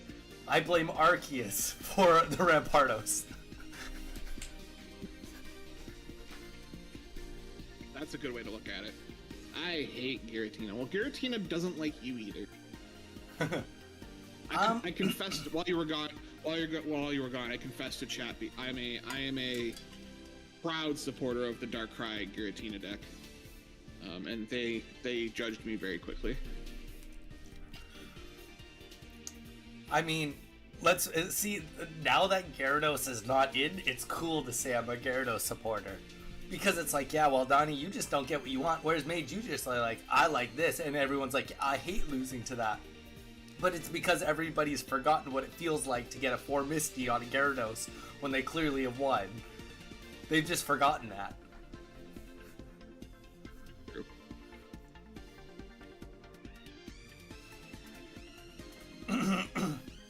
Now, Tapu's on his way out. We got all these energy on Darkrai, but unfortunately for Into, Giratina is fired up, ready to go. Magnezone ready to go by next turn also. Like, this is looking kind of scary. Certainly is. I grow more concerned each and every turn that we don't see Giratina on our side of the board.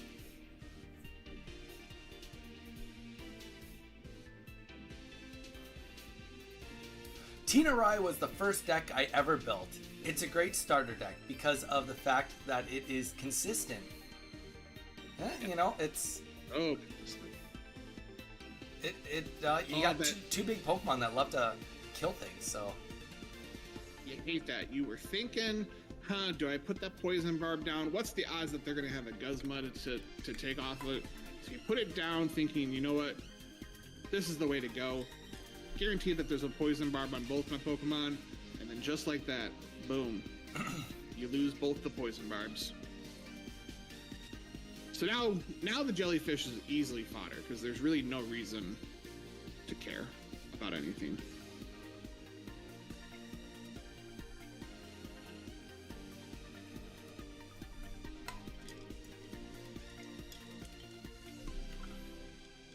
There's Giratina. How nice of you to join the party.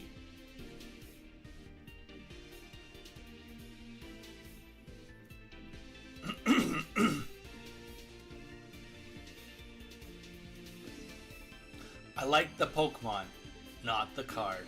You know what? That's fair too.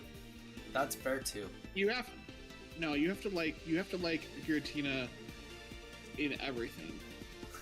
In sickness and in health, in good times and in bad. You have to love it for it. In all of it. I think it's harder to like a Pokemon and hate the card. Like, for me, like, you guys, you know how much I really want Pidgeot Apex to work, but it's like, I keep trying and I keep falling like, no, it's not here. Like, I have a deck now that's kind of working with it, but it's harder to like a card that doesn't work.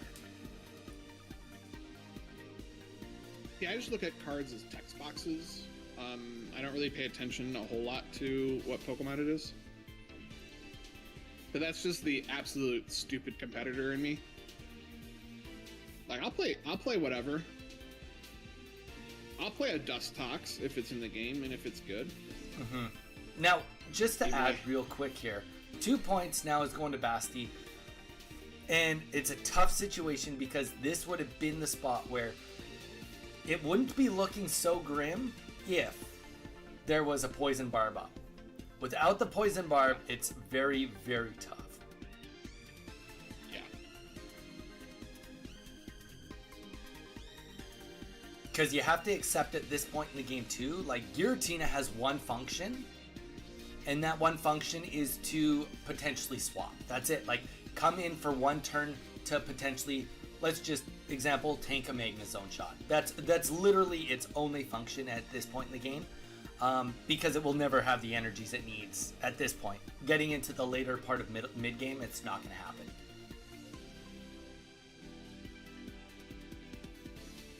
And I mean, I'd love to be more optimistic, but with the Tapus and the 3 energy, wait, am I just the one that's been wrong this whole time? Define wrong. Define wrong.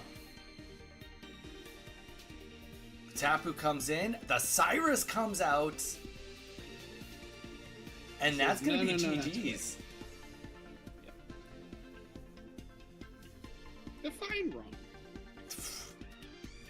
You were correct with your state you were correct with your line given the information you had. But our trainer knew something better. He had more cards than honestly. I think that's my biggest issue right now. Is without the spectator mode, we cut off their hand, so we're not looking at their hand, but we can always see the opponent at least how many cards they have. Like even just the ability to have some sort of indicator of like, oh, they've got 3 cards in their hand. Like that in itself. Well, actually, that's a lie. That's just the tip of the iceberg. I also want to see how many cards are left in each deck at all times. What cards are the discard. Like, as soon as there's the spectator mode, oh, this game, I tell ya, it's hitting the big leagues. NBA big. NBA big, for sure. Right, everybody in chat's like, Donnie, I don't think you're right on that one, but... More like NBA jams.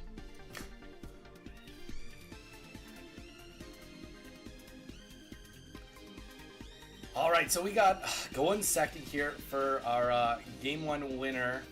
Going into game 2 here. This is a fairly big match here. Fairly big match. I mean, every match from now on is big.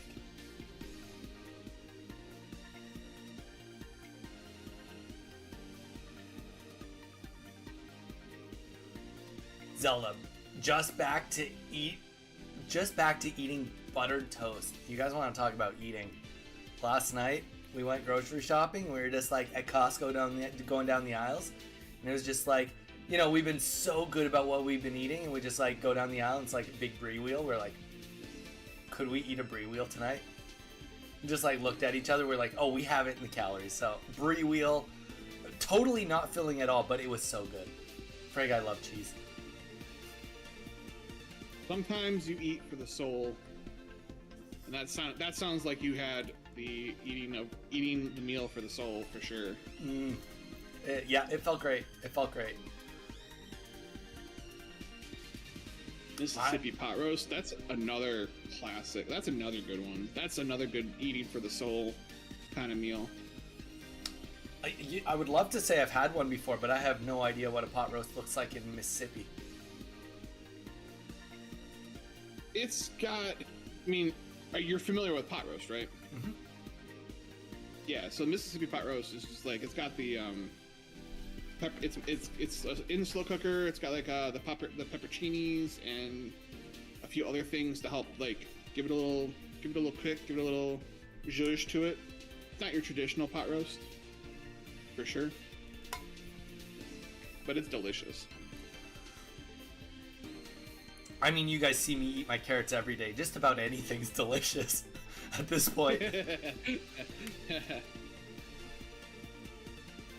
And mashed potatoes and veggies and peach cobbler. Ooh. Sign me up. So we got the Tapu in the lead here. We're still a little farther behind. Interesting setup here with 3 energies on 3 different mons here. And you can even see the gears turning in his head too. Where should that next one go? And he's picking the guillotine on the back line. And it's always a tough choice with the Tapu. You know for a fact, like, I'm not killing him next turn. That's not gonna happen. I can't put out a barb because he's not gonna target the barb in the active anyway. It's tough. It's a tough situation looking at that Tapu Lele in the active spot.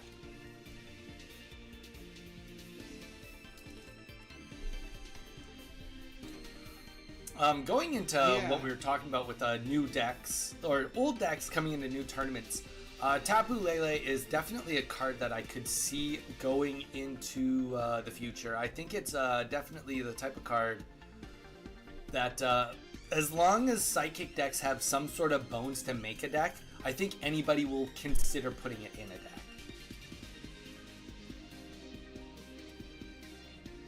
Yeah, absolutely. And I don't know if Magnezone is the right answer, but between the 2 Giratina decks, as much as I like Giratina Darkrai, I don't know if it's going to be the Giratina deck that we see moving forward. I could see the Magnezone deck being the one that moves that moves forward down the road. Yeah. Ideally, in a perfect world, they both kind of flourish and kind of,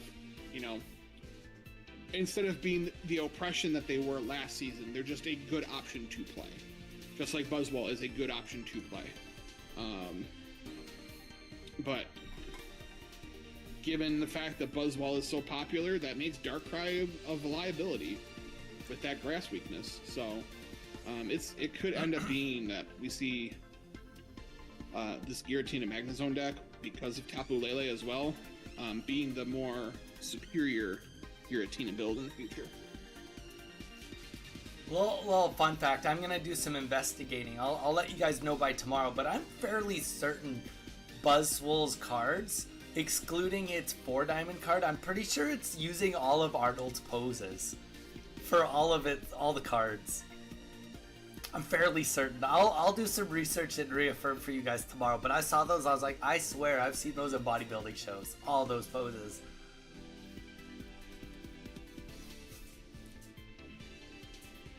Not that I watch bodybuilding shows that often. It's the just throwing that in the world. It's the ultimate bodybuilding Pokemon, though. Hey, everybody kept asking me early on, Donnie, if you could have any Pokemon in real life, what would it be? I was like, it was always Machamp, because he'd be the perfect spot at the gym. Now it's Buzzwole. It's me and him. Yeah. Me and him to the end. Here's my thing, though. I think you still go with the Machamp, because Machamp clearly is focused on building bulk, whereas Buzzwole is more about the finesse and the bodybuilding. Like, I don't know if you can get Buzzwole to get away from the mirror to help you spot.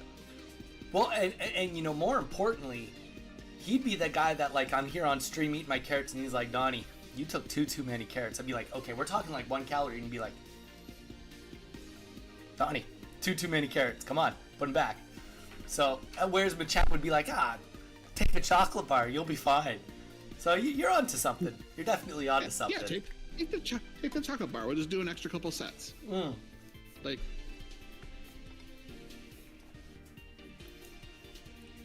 and it's four hands over 2. There's some extra protection in it. Yeah.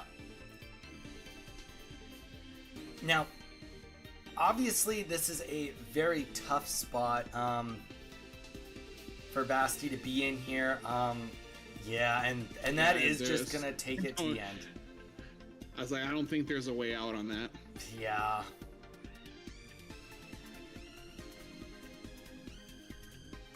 GG's. GG's.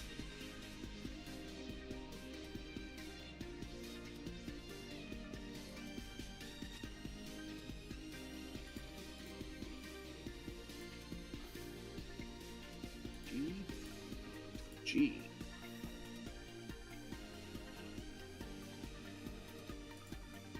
And that, just as a quick little reminder, that was a upper finals, so definitely not out of the bracket yet. There is still hope.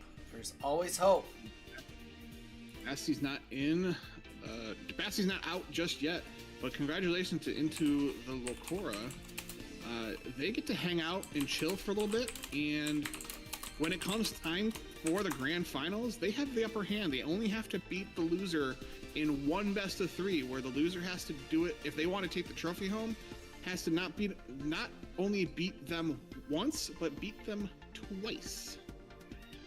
And Mage, quiz question for you. This is the DCC3. How many set resets have we had in the finals? I don't think we've had any. I think that's correct. We've had 0. It's a significant advance. It's a significant advance. So next up is the loser semifinals with PLC and Warpus. And I am gonna go bio up while this gets loaded. Yep. Any questions? I did see earlier there was talk about chlorine, which is fun. We do have our resident lifeguard here, Zaire. Thank you for answering that question. How has the swimming been today? Has it been a beautiful day for you snapping? I know that you guys have had some tornadoes and stuff in the last couple weeks, so it's probably really nice to get outside. Zelda out here. Sorry, I'm a strong Meow Scrotus believer. Hey, you know what? Believe. I believe in the belief.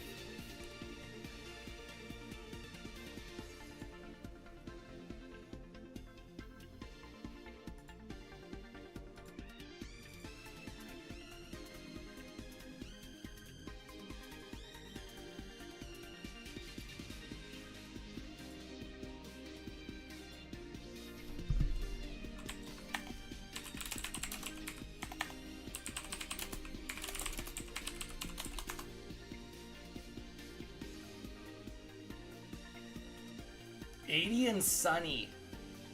The water was just too cold. How is the water so cold when it's 80 degrees outside? Shouldn't the water warm up?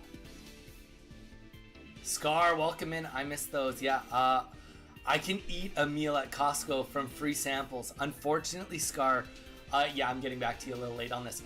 In Hawaii, there's only free samples very seldom. Only early in the day will they do free samples. Very rarely do we get to see them.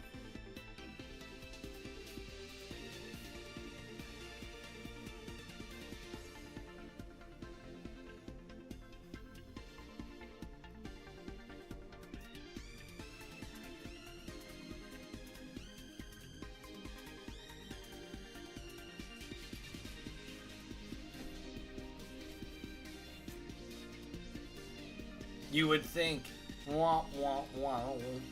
How cold was the water? How cold was it? Did you look at a thermometer? Like, was it actual cold, or are you like, oh, it felt cold? Everybody also that is here, we are going to be starting to line up information on our members only tournament for next week. Information will be coming out. 72 is not that bad for an outdoor pool. 72 is not that bad at all for an outdoor pool. I mean, it's not like great, but it's definitely not bad.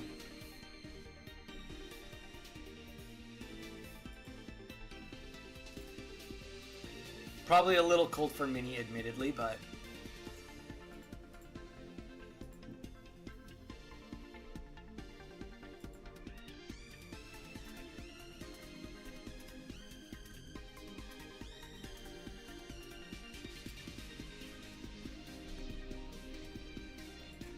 I remember teaching private swimming lessons at people's houses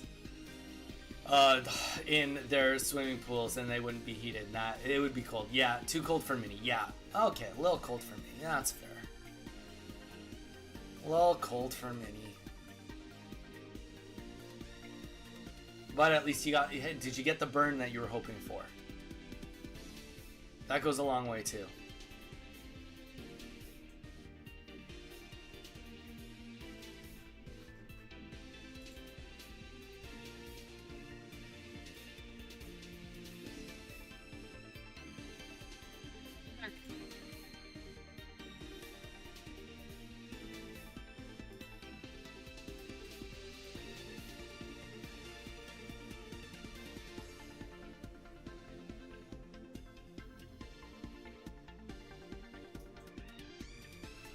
No burn. Also, I won't be here Thursday to Saturday next week.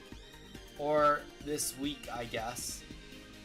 Oh no, is that when your job starts? The new job starts? Is that going to be a new regular thing? You just won't be here Thursday to Saturday at all?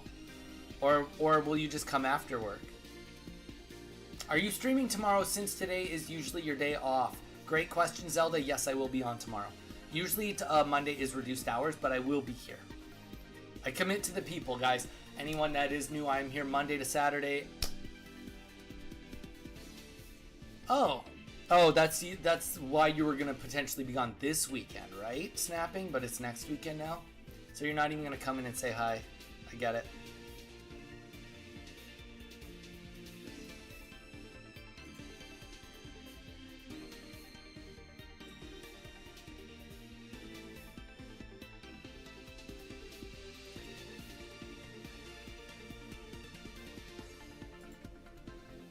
I'm on my weird schedule, so I won't see you tomorrow. Yeah, Mage is MIA. Mage, actually, if you want to take his, is something wrong with your camera, Mage? No, I'm back. It says failed to start camera, having issues with the video call. Oh, there we go. Now we got you. No. Mage, if you want to give the people a little 101 of what they can expect from you on your schedule, your live schedule, will there be one at all this month or anything like that? If not, yeah, if you want to, outlet yourself, let everyone know what you're up to and when you will be back. Oh, for sure. So this month is a rather for me. It's the busiest in my IRL life, in real life job. So my streaming shouldn't be affected. However, I did not stream last night, and today I'm streaming here. So I stream Wednesday nights, Saturday nights, and Sunday afternoons. So you can expect a lot of different Pokemon variety content from me. I stream Iso Ironmon for Fire Red Leaf Green. I'm currently shiny hunting for a shiny Turtwig and Brilliant Diamond. That has been a nightmare. How many attempts are you up for that one? So update for those that are following that adventure. I did a few resets last night offline. I did not stream last night because I just didn't have the spoons to do so. So we're at just over 8,400. So I've seen 8,400 turtles. Not one of them shiny.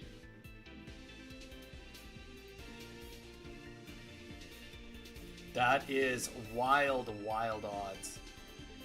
But and then in my offline shenanigans, I'm looking for Mudkip and Ruby and Sapphire. But that's just me just kind of hanging out watching TV.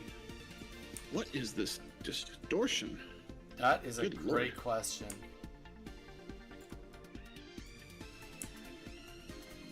Well, good news is you can stretch it out. Oh. to bring us balance. What are we even looking at here? It's like they cropped for us, and it's not helpful. All right, I did all of this to try and help PLC from not having to live stream in the storm, but this ain't it, Chief. And Warpus, I need you to deafen if you can hear us. I know you can hear us because you're not deafened. But Celesteela is burned. That's okay. You know what? Unfortunately, this game, we are just only going to see part of this. Gives us more of a chance to just chat. You know, we can see. You know what? Maybe this is a strategy in itself. Maybe this is the new game type. You know, you only get to see your side. You don't see the opponent's side. But we're only watching the opponent's side. Well, yeah, but you know, in the scenario of, imagine that was a game type. Let's play it out. Mage, what deck are you using if you cannot see what your opponent's using at all when they play anything? I don't know. Probably this Incineroar or Charizard deck, just because like no one's gonna expect to get stoked out of. Like, as soon as they see the stoke, they're gonna like run. Yeah, that's a good call. Or maybe I'll play the other. Well, no, because then you'll see the bird doing the Inferno Dance, so you'll know what's up there. Maybe some weird combination where. Maybe you throw an Oricorio in there no matter what, because then it's just the safest start. They're like, I don't know what to. Oh, there it is. Oricorio Rampardos. There we go. You always start with Oricorio. So unless they open up with, if they open up with an EX, you're never dying until they figure it out. And then, oops, there's a Rampardos. Now you're dead. There it is. I solved that format. Honestly, that probably would lock out the format. Everybody would be having an Oricorio in there, and it would just, yeah. But, I don't even know what's going on. So it looks like we got an Incineroar up. It has definitely got at least 3 energies on it. He is going to take his first 2 points. Because I think they took out. Oh, it's only 2 points. I felt like that was game. Oh no, the Celesteela is on the bench. I thought it died. No. But I mean, well, and here we go. PLC doing the classic, getting that energy back. And then here we go. Big 120 going down. That's going to take out Incineroar. Here's the real question: what are we going to see going up after this? Is it a Charmander or is it a Charizard? Is it game because there's nothing on the bench? Nope, there is something. It's a Charmander. Yeah, I don't know what's going on with this cropping, chat. You ride this out with us. Admittedly, we've never seen this before. Like, this is not like, oh, we've seen this one other time. This is like it's never happened. Yeah, it feels like they cropped this down. Like, what device would only show you half the screen? Yeah, I don't know. I mean, like, I do kind of almost understand, like, some people, you know, they get a little like, oh, I want to make sure you don't see my hand, so maybe he tried to do something and it just didn't work. But, I mean, if he's playing it in the situation, if you even look at the points up front, like, those aren't circles, those are ovals. Like, if this is the resolution he normally plays in, even if it's full screen, like, this is a very narrow device. Now I know why they didn't stream their match before. Yeah, that was about the only excuse that worked, was this. Let's hope they don't just jump into the next game. I did drop a message. Oh, it looks like they're going right in. They're not even... No one listens. Hopefully, you know... They record, so one of them comes on and records and sees the message. Let me try. Perfect. We just got seen the so let's get out of that. Thank you. Well, that was an experience. Zelda, dang. So weekends with DCC are 13 days in a row of streaming. You are correcto on that one. It is a lot of streaming, but you know what? That's usually we kind of lighten it up, Zelda. You kind of came in, I think, right after DCC2. Usually what we'll do in this like stint is we end up doing a little bit more variety streaming. We'll definitely do some pockets still, like obviously, why would we not? Brand new set, you got to do it. But we do throw in a little more variety than we normally do.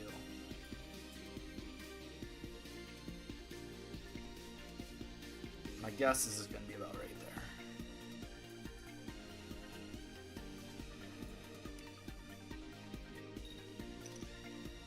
And to prevent any tomfoolery, I moved Warpus out of the lobby. Yep. So they can't just casually look at PLC's hand. Yep. Nope. That's. My eyes are now saved. All of ours are saved. Now we just have to hope that the storms don't take this game away from us. Charmander Litten. Ooh, Clodsire Nods. Ooh, that's a good emote.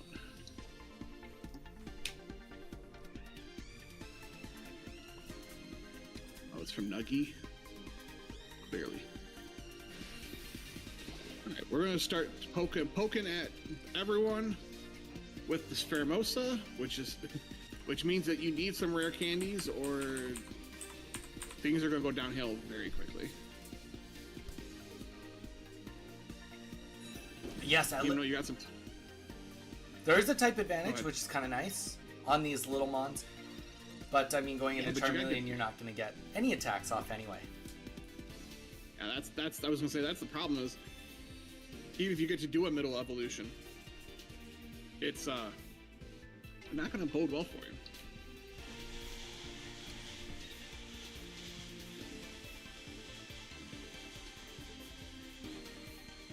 One thing I love about Guzma right now, love or hate it, I think that Guzma does add another level of complexity to this game. Because really, whenever you're going to potentially play a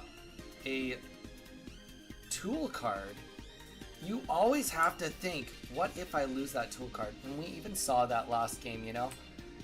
With the poison barbs being like, you know, do I play it right now? And then the Guzma comes out and you drop 2. And I think that we're going to see a lot more, and it's already been happening, but, you know, people being a lot more cautious, being like, okay, like, is it right now or never? Or is it like, can it wait? one more turn? Should I wait to see if I can bait out a Guzma before playing second one on it? Or maybe you put it in the deck specifically based on I'm only going to have one in at a time. Bold red card. I like it because it was 5 cards, but you can clearly see they don't have so being able to you may have just given them the Charizard, but you know, Formosa's going to take out that Lin off of the bench. So even if we do get a Charizard, it only takes, I mean, once it's out, the game's over.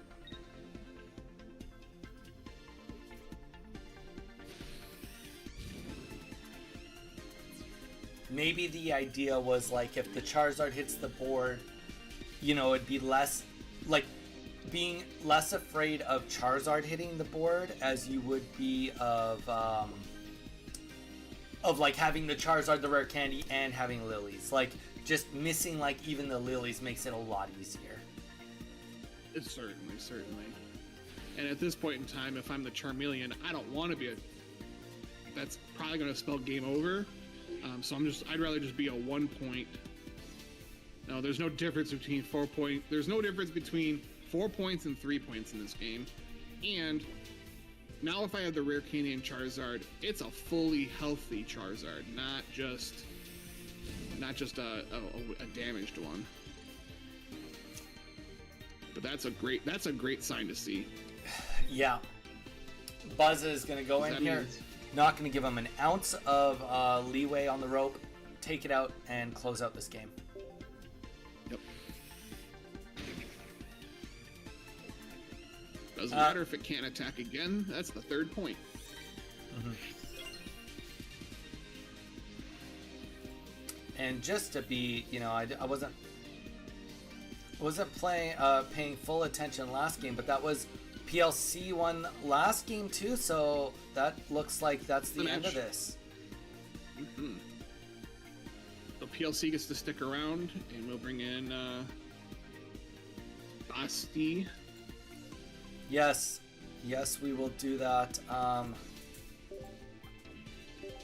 You know what? And I will even go as far to say that the stream with PLC there was a lot cleaner than last game, like the last few streams we've had. So that Starlink it's on overtime right now.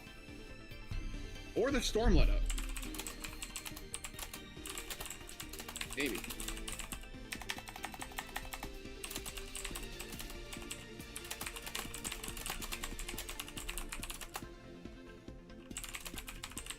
Here we are, losers finals. The winner of this will have an underdog. Attempt in the grand finals into the Locora. Loser of this, unfortunately, just a step short away from the finals.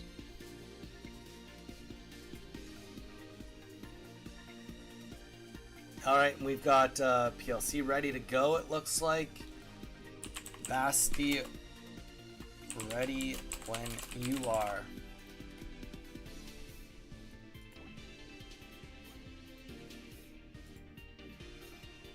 Thank you everyone for being here today. I know it's sometimes, I mean, we've had some technical difficulties, some things we've had very little control over. Red text apparently in the game too now. No, I'm just kidding. But thank you everyone for being here. Appreciate all the support. These tournaments are only possible because of the community. All came from you guys, and we do have some cool stuff going back to you guys for this month. For any of the members and the paid subscribers, we are organizing a movie night, as well as we will be doing a members only tournament for this next month. So stay tuned. More information coming out this week on that. Yeah, just changing it up a little bit, giving back to you guys. I do have some vacations around the corner. One where I will finally be back in Canada. You guys will be very lucky in July to come with me on that journey, because I will live stream a little bit of it just to show you guys a little bit about where I grew up. We'll have some fun with that, and you know, do a little bit of stuff there, as well as in August we will be going to Pokemon World. So we will be live streaming at least on one of the days for you guys there to see what Worlds is like. We are going to create a Pokemon card hunt challenge. So we'll, as a community, pick some fun cards, and I'll go around to the booths and we'll see if I can live for you guys find those cards and negotiate some cool prices. So we'll see if we can do that all live. It will be for everyone to watch, but we'll have some fun. So despite me not having a full schedule over the next couple of months, I'm still going to be doing some pretty unique things with you guys. And we are jumping into the next game. Yeah, and for those that are unfamiliar, it is the Buzzwole deck versus Giratina Magnezone, also packing the Tapu Lele. But Donnie, that's amazing. When's the last time you went back home?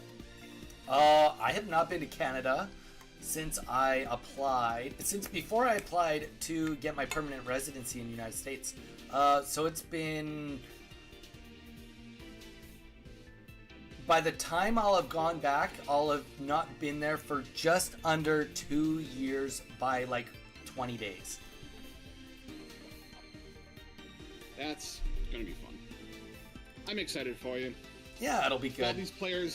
While these players do their opening sequence, it looks like we got on the side a Buzzwole, all the pieces that we need, and just like as I'm saying that, you know, Basty's got all the pieces as well.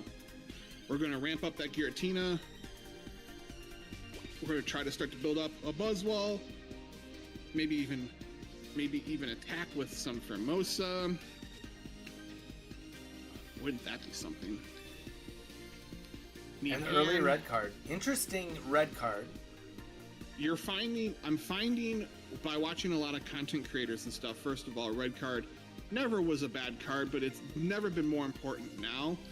People are taking full advantage of the professors, so they will sit there with 5 or 6 cards in hand. It's an easy reset down to 3. So you will see you will see around that 5 card mark. If they have a red card, they think about throwing it off just to reduce the hand down. Yeah. And in similar fashion, with that Mars is just a red card, but a person. Just a person. I mean, so here's the thing. Now, I think that there's essentially 2 trains of thought. You either want to play it right away, or you want to play it in that opportune moment where you hope that like you get them down to 1 card, or you mess up their game. I will say that in this unique scenario, a little bit odd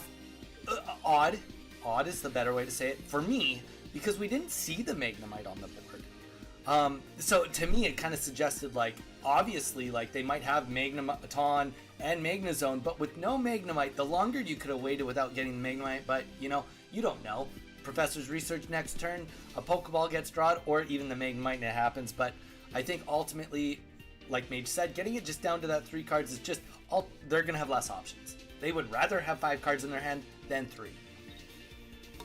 Yep, exactly. And the greatest example is that discussion of the grip with Magneton and Magnezone looking for the Magnemite means that you're not searching anymore. It's all in your hand.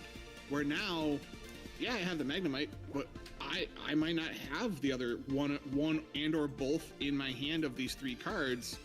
So all of a sudden, I'm now back to searching for. So it's definitely good to see the early red cards when the opportunity presents itself, and it did in that case. Mars, on the other hand, I don't necessarily agree with that one, but you know, Basti knows it better than I do. Maybe it was a little bit like, you got me down to 3, I'm gonna get you down to 3, but it's a lot harder when every single piece, virtually, other than the Kartana, is up. But I mean, the Kartana is like I would say it's a bonus piece on the board at this point for this matchup. Don't need the Kartana. You're just here cooking. And I love what Formosa does in this. I love what Formosa does in this matchup in particular. Think about like Darkrai just doing the chip damage, but it's also chipping the bench Pokemon, specifically Giratina. So even if Giratina wants to come up here and take out this Formosa, it's taking like 2 or 3 hits from this Formosa So it's in striking range from Buzzwall. Like it's not in the best condition right now. And we did see even last turn the Buzz healed 20 damage so that Osiris couldn't pull it in. So he PLC knows that too, right? Like no, like I'm aware that his instinct is going to be to step on the gas, and maybe it fell right for the trap right here.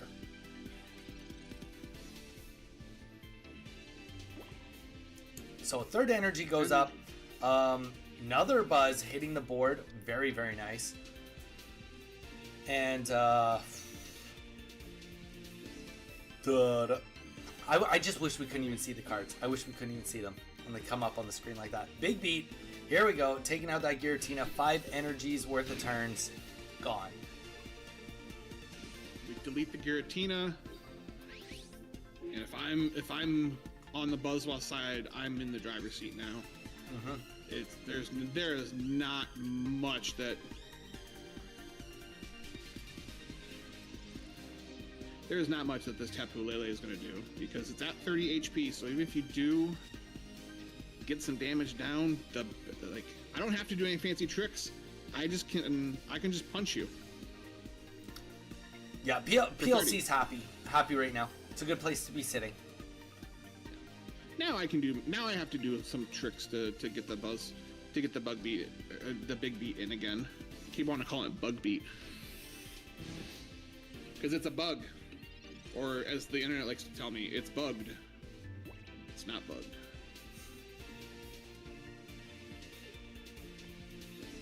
But we see this raw switch to put the energy in the discard, so this Lusamine has full advantage to grab 2 energies, the third energy from the energy pile, and the other Buzzwall is immediately online. Yeah. Anybody that is thinking they might want to play the Buzzwall, rewatch this tournament, because you're seeing we've been very fortunate that you're getting to see most of the tech right here, right now. This is what you can expect to fight against when you're fighting them, as well as if you want to play it. These are the moves you're going to be wanting to make. So honestly, this is about as good as you could ask for first-hand experience seeing it happen. And don't go right into ranked. Go play the regular PvP and get your reps in, because there are a lot of nuances to this deck. It's a thinking person's deck. It's not just energy up and go. So yeah, don't it's position. Take it into rank. So, nope, you go. Honestly, but that's my advice for any deck. Don't play ranked when you're learning a deck. Please go do yourself a favor and play PvP. I needed to take that advice the other night with my the Silvally Mew deck. I was like, oh, I'll just jump on ranked. I mean, I'm still up, but I mean barely up. Yeah, I played 1 game of Buzzwall in PvP. Was like, oh, I got this. Played a ranked match, lost. Was like, nope, I don't got this. Went back to regular PvP with the Silvally deck. Go, oh, this is much better. And then went and now I'm on currently like a 10-game win streak. Would you say? Oh, I know you don't have time this month. More than ever, you don't have time this month. But would you say that you enjoy the deck, that like this would have been a contender to do a push for Master Ball for you? I will never push to Master. All right. Doesn't matter how big I could be unemployed and I'm still not pushing to Master. The time commitment to go from Ultra Ball 1 to Master based off of my skill as a player, I would rather commit that time into my community than for myself. Yep, that's reasonable. So I get to Ultra Ball 1 and I stop playing, and I will always only get to Ultra Ball 1 and I will stop playing. Well. A pretty good draw off that professor's research gave PLC all the pieces they need to keep this pressure up. And just like we saw last time, Formosa is going to start doing some good old chip damage. And if it wanted to, it could spread that damage around, making a Cyrus, if they play Cyrus, that much more powerful. Oh look, a little Trubbish in chat. You know what? I think the Trubbish was a good unlock. It was a good unlock. It did exactly what it needed to do. It's the Charlie Brown. Trick or treat. I got a rock.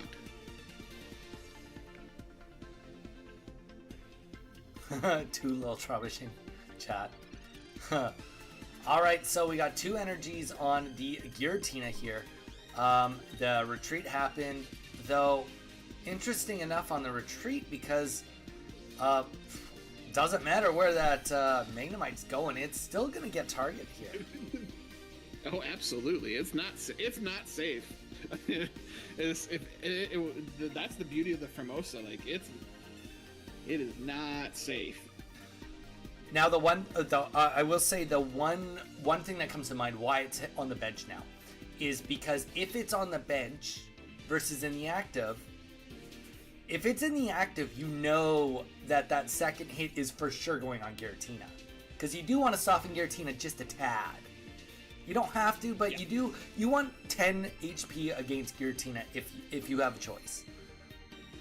So at least with it being on the bench, the Magnemite, you know, you are going to be like, okay, do I prioritize killing the Magnemite or start hitting the Giratina? At least it puts you in a conundrum rather than oh, perfect, I get to hit Magnemite in the active and Giratina in the bench.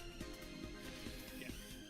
And exactly what we're talking about. So the heal goes down and now it's like, okay, you know what, maybe we just let a Magneton happen. Or Magnemite be for now. But part of that could just be to bait out the heal too, you know? I keep coming back to that it is just a different format. You get their deck list, right? So you know they've got the Pokemon Center Lady. Okay, we baited it out. It's gone. Now we'll go forward from there. Link over on Twitch. I don't know how Dina made a kids game this grindy. It's easy. Kids don't play this. Kids typically don't play at this level. So it's grindy because we've made it grindy. We're not just running around with our Pikachus and our Eevees, just smoking each other with randomness. Like this is what tournament play does. Yeah, well said, well said.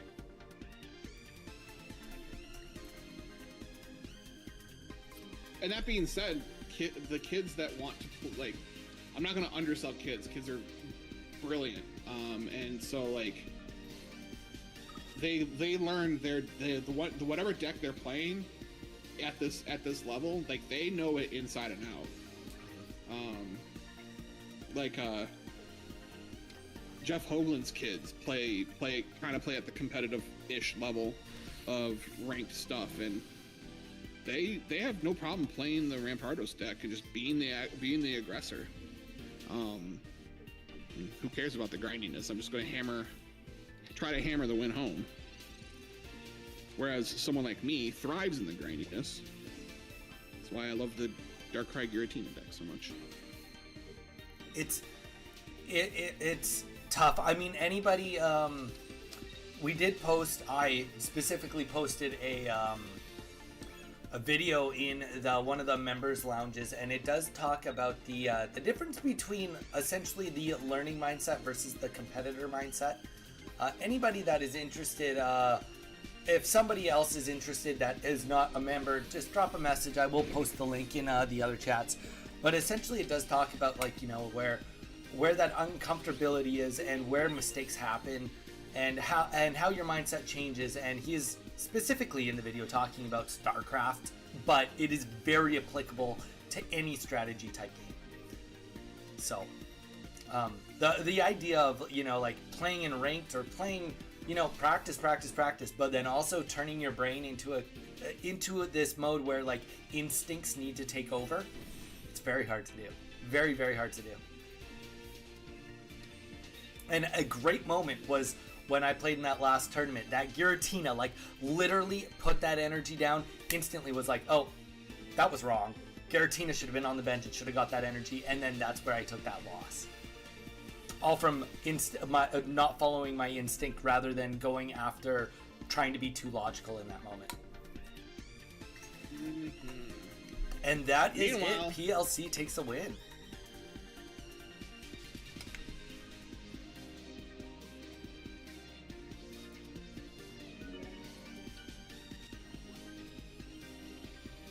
Yeah, it looks like in the case of the Buzzwall matchup, if Giratina goes down, there's no catching up.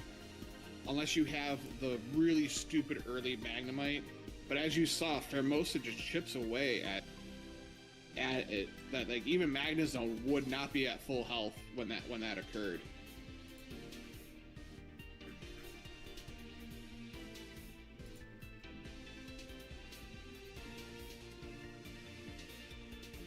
All right, guys. It looks like we are in our grand finals now.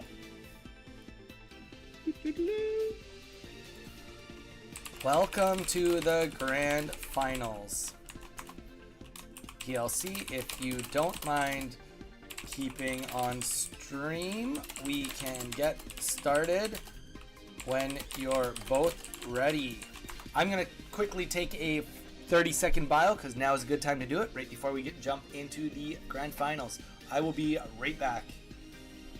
I'm going to answer questions from chat. Chat, what questions do you have?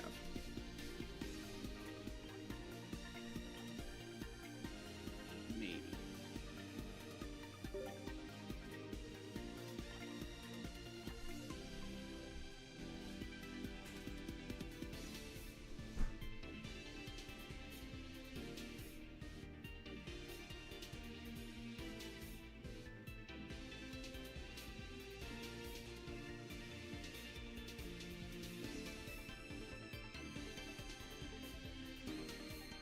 Let's go.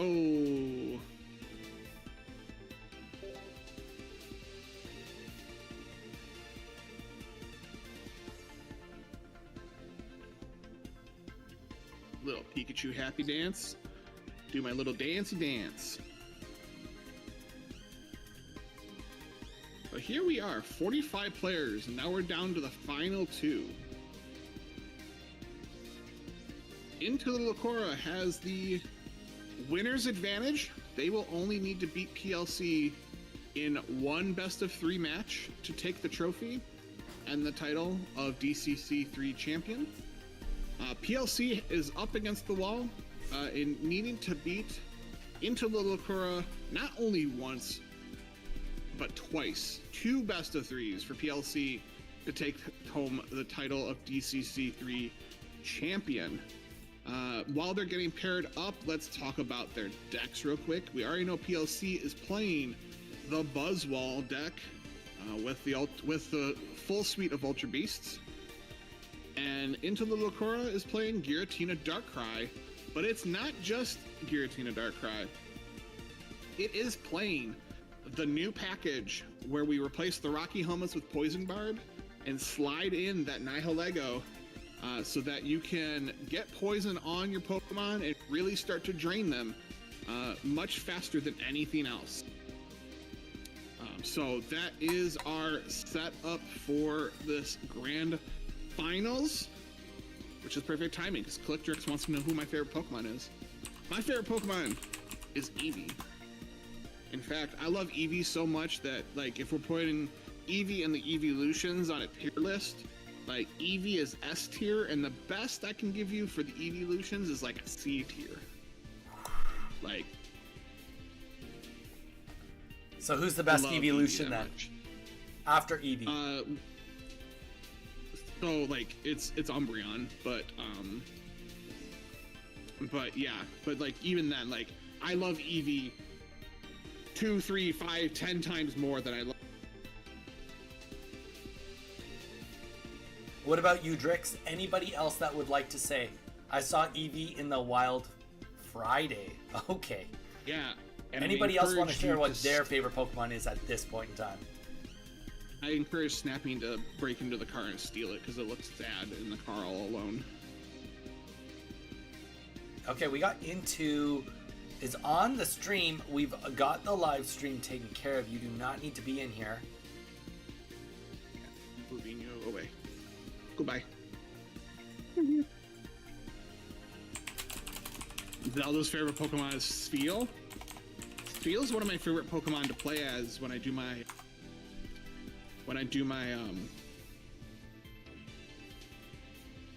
Kaizo Ironmon runs, because it rolls around on the screen. Stealing is bad. Rescuing, not stealing. Breaking into the car and rescuing because it looks sad and lonely. My favorite is Wiggly. Sure is. I know that. They are small and round and adorable. One of my viewers has one of the Poke Center like life-size seals. It's so majestic. My wife wants one of those. I'm like, it's not happening. Oh, but it's so good. She already has a life-size Stitch, and it's like we don't have space on the bed for it. We need a life-size Stitch. So how about I take the life-size Stitch, and then that leaves open room for Spheal. Just saying. It might be bigger than life-size. Oh, that's nothing. That's probably life-size, but like it's Stitch like, life-size. It's like that's so cute. It looks like you're sleeping on the couch, Donnie. Yeah, right? Love Dewblade. Poliwrath's also really good. Love the Beach and Legends Arceus. It's just full of steel. Love it. All right, here we go. We got ourselves our matchup. They're matched. They're playing. Here we go. Grand Finals underway. Buzzwole versus Dark Tina. And you gotta think. It's new versus old, kind of. It's old with a new twist versus new meta, we'll call it. Just for the sake. It's certainly an old dog that has learned one new trick versus a brand new puppy. And we're here for it. And we're here for it.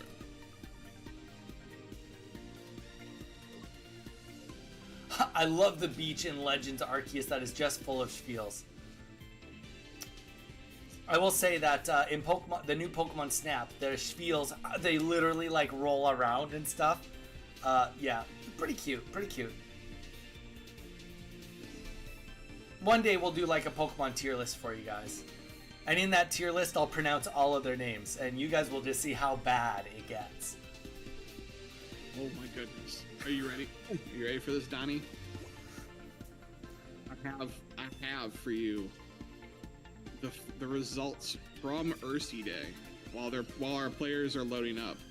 Do you want to care to guess what the finals was for that? I admittedly I didn't even look at the top cut. Did any Buzzwole even make it to top cut? There were lots of Buzzwole decks. Buzzwole was the second most popular deck. Or maybe it was the most popular deck. I don't know. I'll have to check my Instagram. Is it the same finals that we have right now? It's the same finals we have right now. Dark Tina versus Buzzwole. Do you want to know who won? Who? Darkrai Giratina. We go a whole first weekend. We have Darkrai Giratina with the W.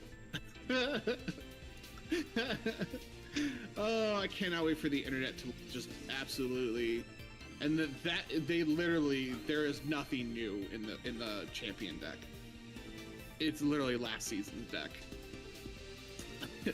Well, let's see if the DCC can make a difference. Maybe I just hope maybe. so. Maybe. We hope. There's that timely Guzma so that you can get in and punch this jellyfish. Surely Darkrai and Giratina is not going to win to both tournaments, right? Well, as we stated, it's an uphill battle, right? They got to get the reset.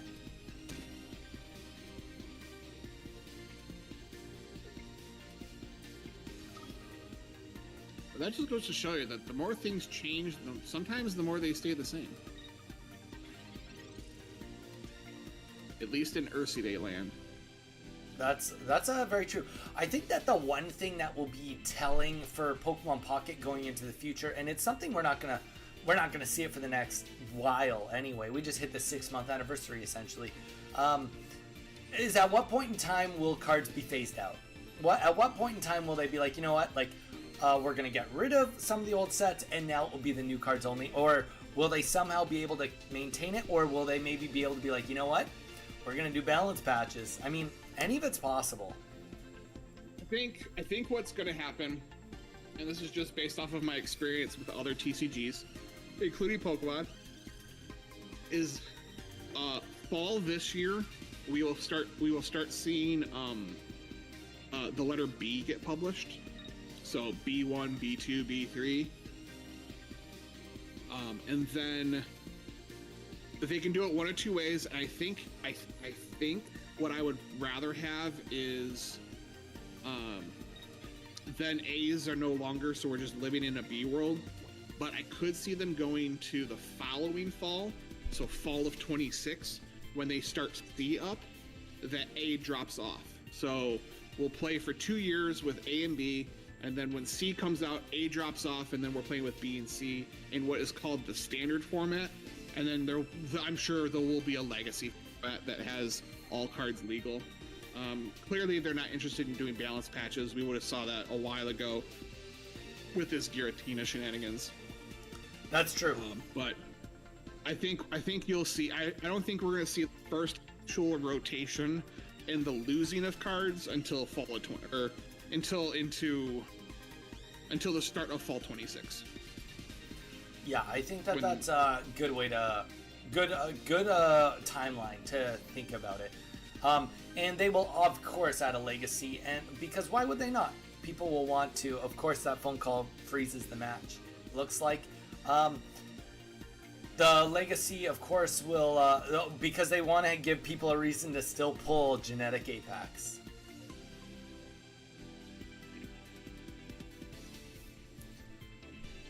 What a time to freeze, guys. No, what's gonna happen? No one knows. The new set's only out for 3 days. Yeah, exactly. But like, that's fine. I'm ready for the next set. I've got all my cards. I'm not. I don't even have 2 Buzz or 2 Guzzlords. Well, that's unfortunate. Alright, let's get, yeah, I mean, honestly, I opened 55 packs day 1, and, Lycanroc EX was the only thing I got doubles of. Another overrated card. It has potential, but the jump from 1 to 3 energy is really awkward for Lycanroc. Getting ourselves that little refresh. Just you and me in the chat right now.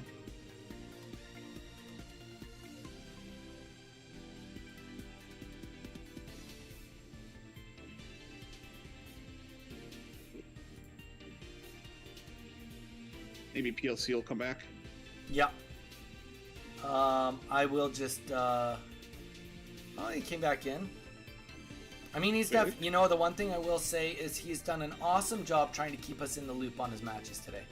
You know, really trying to prioritize the stream, and I do really appreciate that. Yeah. All-star.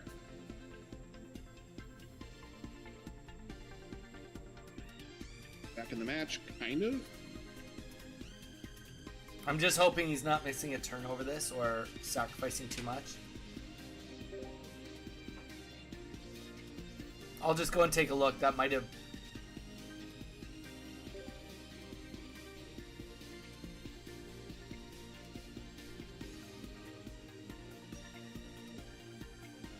Nope, 4 seconds. That was, yeah. Perfect timing. Perfect timing. Perfect timing.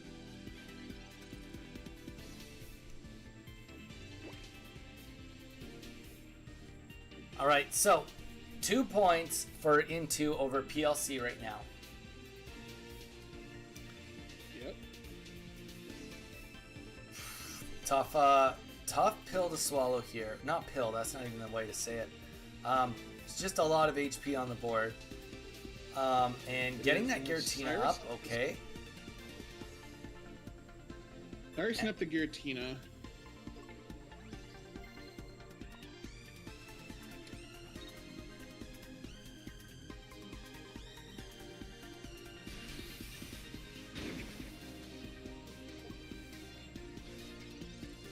Can't use Big Beat. That's a status condition, chat. As soon as the bench Pokemon, or as soon as the Pokemon goes to the bench, it clears its status, or is sent back. So in this case of the Cyrus, which is going to be game.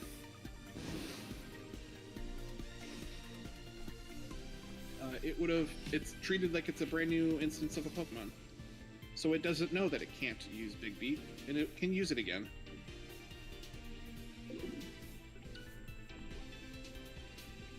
I'm doing my due diligence and teaching everyone the art of the cards. All right, so game one going up. It's not looking good for our losers bracket grind, but the comeback could happen right now. Don't call it a comeback. I've been here for years.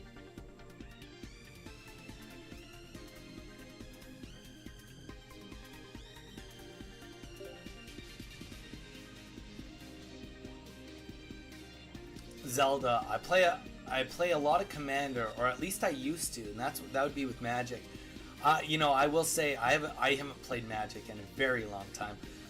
Though I did just find out about the new Final Fantasy set for Magic, and that was the first time in probably ever that I was like, ooh, I wish I collected a little bit, but anybody that knows me, I don't buy packs and open them. I just keep them sealed, so it does me no good that it came out.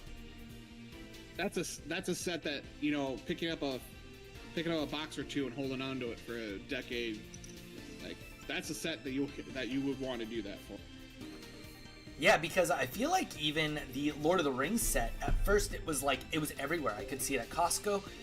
Nobody was buying it, and now the prices of the Lord of the Rings set have actually gone up quite substantial. And maybe it's been out for a year, maybe a year and a half, not very long. Not very long. Maybe 8 months. I don't even know if it's been a full year. So, there you guys go. Not financial advice. Mage making sure everyone knows how Buzzwole works. The amount of people in my comments this weekend telling me that Buzzwole is glitched and or bugged and or that's the only reason why the deck is good is alarming. So yes, I'm doing my due diligence to teach you all that this is how the game works. And it's just a power creep from the Leafeon fossil days. So we're gonna see that communication come up because obviously Buzzwole is not the ideal situation, especially because the poison stacking is already lined up here. Weeza, guilty of not knowing exactly how it works. I can't blame you. You know what? There's a lot of things here you just don't know until you know. Yep. You guys, firsthand, you guys got to see me be massively confused about how ties work and how they don't work.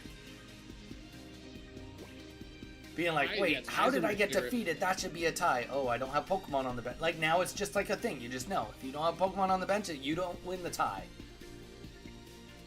No, because it's always checking to see if you have Pokemon on the bench. If you don't have Pokemon on the bench, you lose. And it's always checking that. And it checks it before the points result. Yeah. And there's no difference 4 points and 3 points.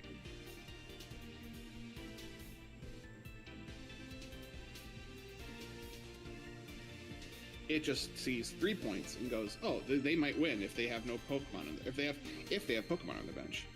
Yeah. I don't even remember the non-EX Leafeon you showed. Yeah, from Space Time Smackdown. It was a hot flash in the pan for like a session. It was. I think there's a Spraggles video about it. I mean, it was. You know what? Like in a no EX format back then, it could have been a fun card. Could have. maybe. I mean, it's playable. It's playable in Keep It 100. That plus a Giovanni equals 100. One shot anything. 2 energies. Well, you gotta deal with capes now, but that's besides the point. So, Darkrai just hitting the field now. Not exactly the best situation, but this poison is going to start to stack here. So, dead next turn no matter what, unless he swaps out himself. Which, based on the energy we can see, I don't see that happening. And I almost want it to die. I almost want it to die so that the energy is in the discard pile.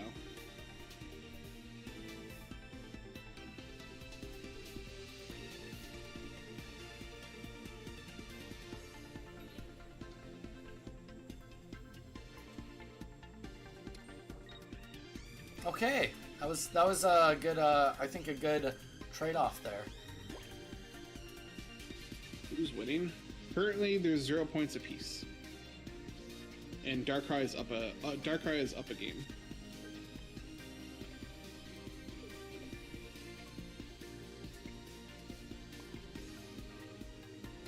Zelda, to be fair, I didn't open any of the Dialga set. Well then, yeah, that's where the Leafeon came in. That's okay. You know what? At this point in time, if you want the cards, just trade for them. Just trade for them. Alright, so we're going to see a swap go on here. He's saying, you know what? I want to keep just putting pressure on like Giratina. You know, he's almost dead. Let's keep going for him. I love this play. You make it like we're forcing the actions to be taken on the Darkrai side. Now we're going to lose. Now we're going to give away a free point because it's Darkrai and the 20 HP. Yeah, that's fine, whatever. But now we get to keep the pressure up on the Giratina.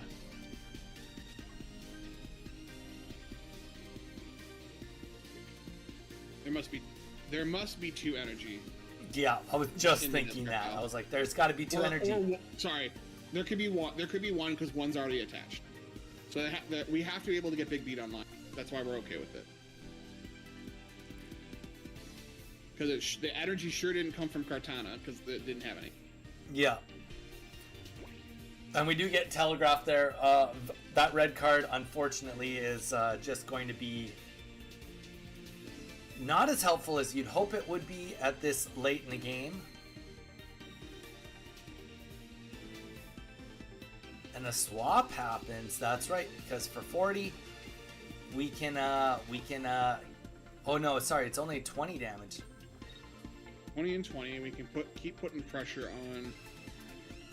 The Lego's not going anywhere. So, because it doesn't have enough, like, what do you got with the 1 energy on it? So now you can basically take two chip shots at anything, and if you put it on a Darkrai will come up, and then it's really, really weak to the Buzzwole. And also something too is that Cyrus has been baited. The Cyrus is gone. Yeah, Cyrus is gone. And that might give these Buzzwole, like, that's the idea. It's like, oh wait, Cyrus is out of here? Now, I'm going to have the ability to do my retreating tactics and get the energy on both of them. So if Giratina comes up, it wants to smack Formosa. Hey, great. We put a Buzzwole up. We can either... And then we'll kill the Giratina, giving us 2 points. And then you're looking at Darkrai.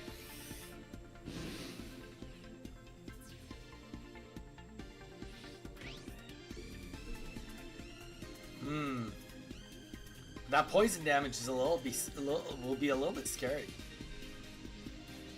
It will, but I think you can take a hit, and then because we know that there's no Cyrus, just work off the back of the other Buzzwole. Jason, what round are we on? This is the grand final. Welcome in. Not too far behind on it. This is game 2 of match 1. The Darkrai Giratina player is up a game. and we are getting down to the wire on this second match, which could, if it goes the way of the Dark Card Giratina player, be it. It could be the end of our tournament. All right, Big B goes down. There goes Giratina. Poison is gonna compound do 20 damage here, but it is gonna bring it to 2 points apiece.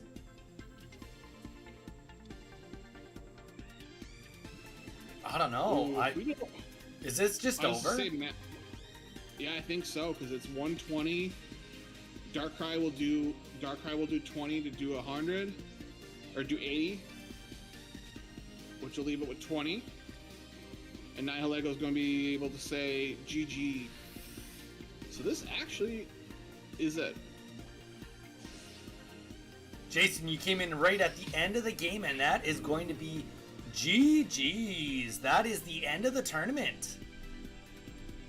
Another DCC has come and gone, and we did not get another reset. Another one. But PLC with a phenomenal showing today. Really showing the intricacies. If you watch anything, if you go back and watch anything from this tournament, if you were interested in playing the Buzzwell deck, we said it earlier, we'll say it again. Watch this day. Watch PLC's matches all day. Put on an absolute clinic to teach you how to play the Buzzwell deck, with all the little tips and tricks for getting those multiple big beats in. It's fine if Darktina wins it. It's only week 1. You know, we said that last season, and then we said that the season before. Ooh, I'm way too big on the screen. I'm working on it. But I know I just looked up and saw just my face. I was like, ah. So if anything, we have to figure out how we really need to beat Darktina. And the only way we can do it is if we continue to play other decks other than Darktina. Yes. Because otherwise it's just going to be nothing but Darktina mirrors, and that's not how you beat Darktina. That's how you join Darktina. I'm joining Darktina. I think Tapu Koko is going to be the answer to Giratina. That's my instinct. I hope so, but you need other decks to get out of its way. And I don't think those decks are going anywhere, because I think those decks are good. I think Buzzwell is still good. I think even though that was how we saw it, I don't think that matchup is lopsided. I think it's a little bit closer. But yeah, and then you've got Savali Rampardos, which is just an absolute menace as well. So as much as I would love to see Tapu Koko in the mix, because I think it could take Giratina down, there are some other problems in its way. The reality is, the more Tapu Koko we see, the more Rampardos we will see. The more fighting decks will come. Like, it's just the balance of power. It's not. Oh, absolutely. It's definitely not a defined meta, but the tournament community loves to hop in and say that it is defined, and so it'd be really nice to see. It'd be really nice to see us all take a chill pill, come back to the drawing board next weekend, and see if we can't dethrone Darktina. Yeah.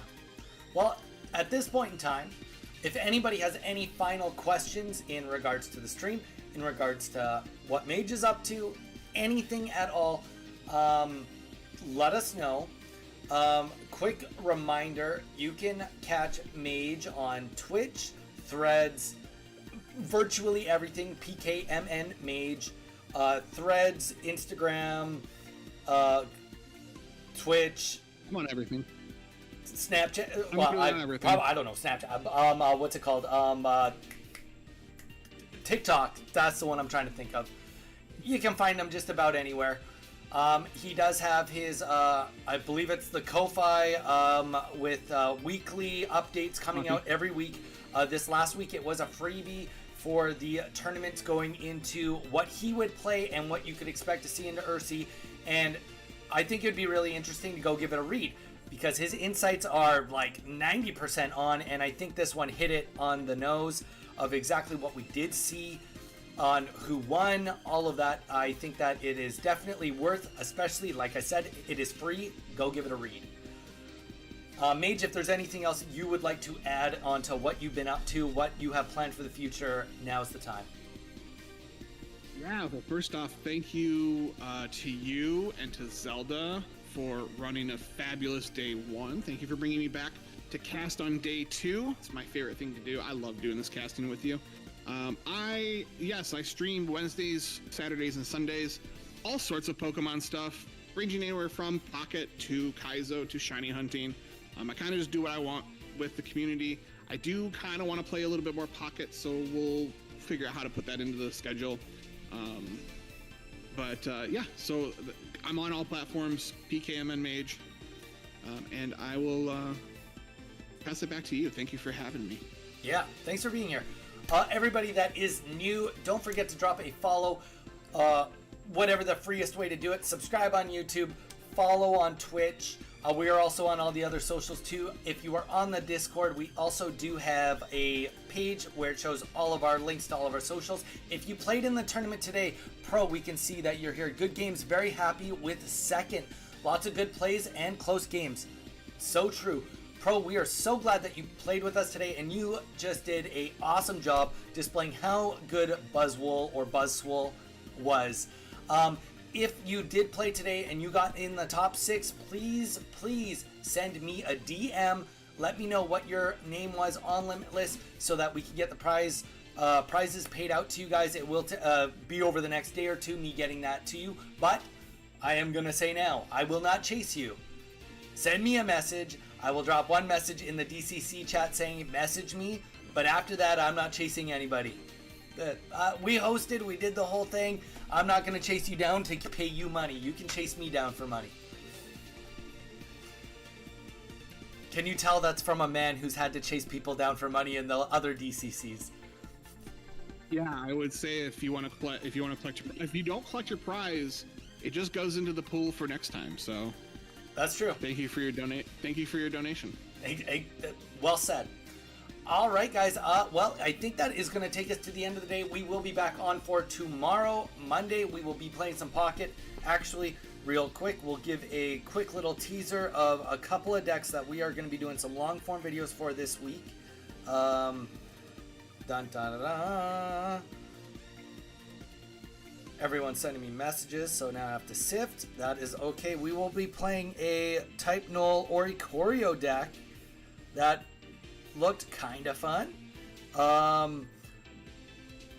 Electric. So we'll have some fun with that this week. Do a little video on that, as well as we are going to be doing it's not quite the quad Desig UI, but it is running 3 of them with the Kartana. So we have some fun decks we are going to be playing around with this week to show you guys some other cool decks that did do well. They just didn't quite make it. Thank you, Mage, for being here again. Thank you for all the mods helping out. Zelda, again, thank you. And all the other mods for helping out throughout the week and everything. I think that takes us to the end of today. For sure. All right. Take it easy, guys. Stay safe, and we will see you all tomorrow.